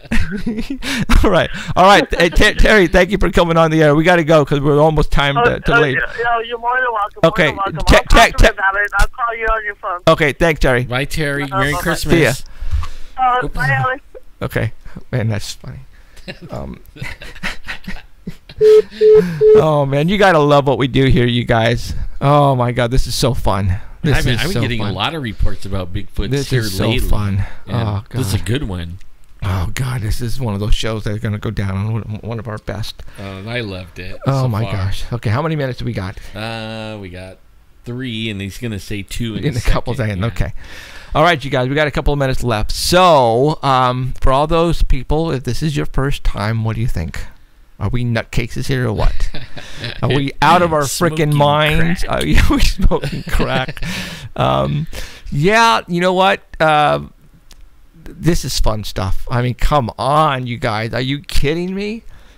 Oh, yeah. This is. I mean, I'm having a blast. I can't. I mean, we've only started. We've just started, Alan. Yeah. We've only just started, you guys. I know for you guys who have been We're with barely us. starting to have fun, that's for sure. Yeah. We got some major things planned in the near future, and you guys are going to have so much fun with us. We are climbing the ladder, and we're going to keep climbing because we're doing things different than other people.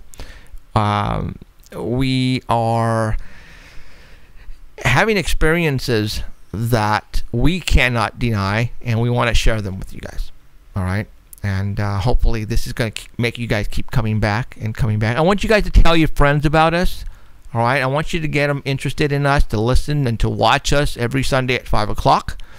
We have a YouTube channel. Please come and like the Paranormal Central page at Paranormal Central on Facebook. Be a friend of mine. I think I got like 200 left or 300 left spaces left on my wall. I got like 4,000 left.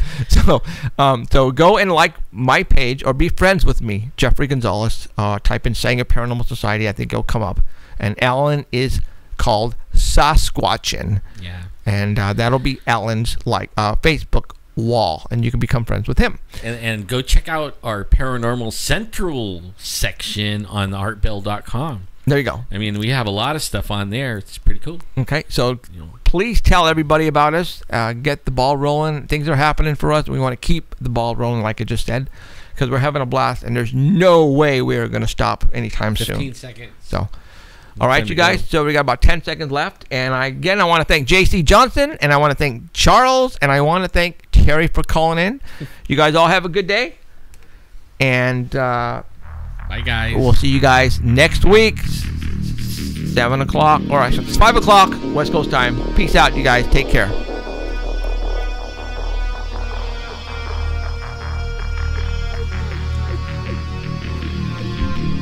You have been listening to Paranormal Central with Jeffrey Gonzalez and Alan Thomas, broadcasting worldwide at paranormalcentral.net and on artbell.com. Stay tuned for next time. Remember to keep your eyes to the skies, and we hope you witness something you cannot explain. Looking for you, you're looking for me. We have to No, Christian. Can it be true? Can I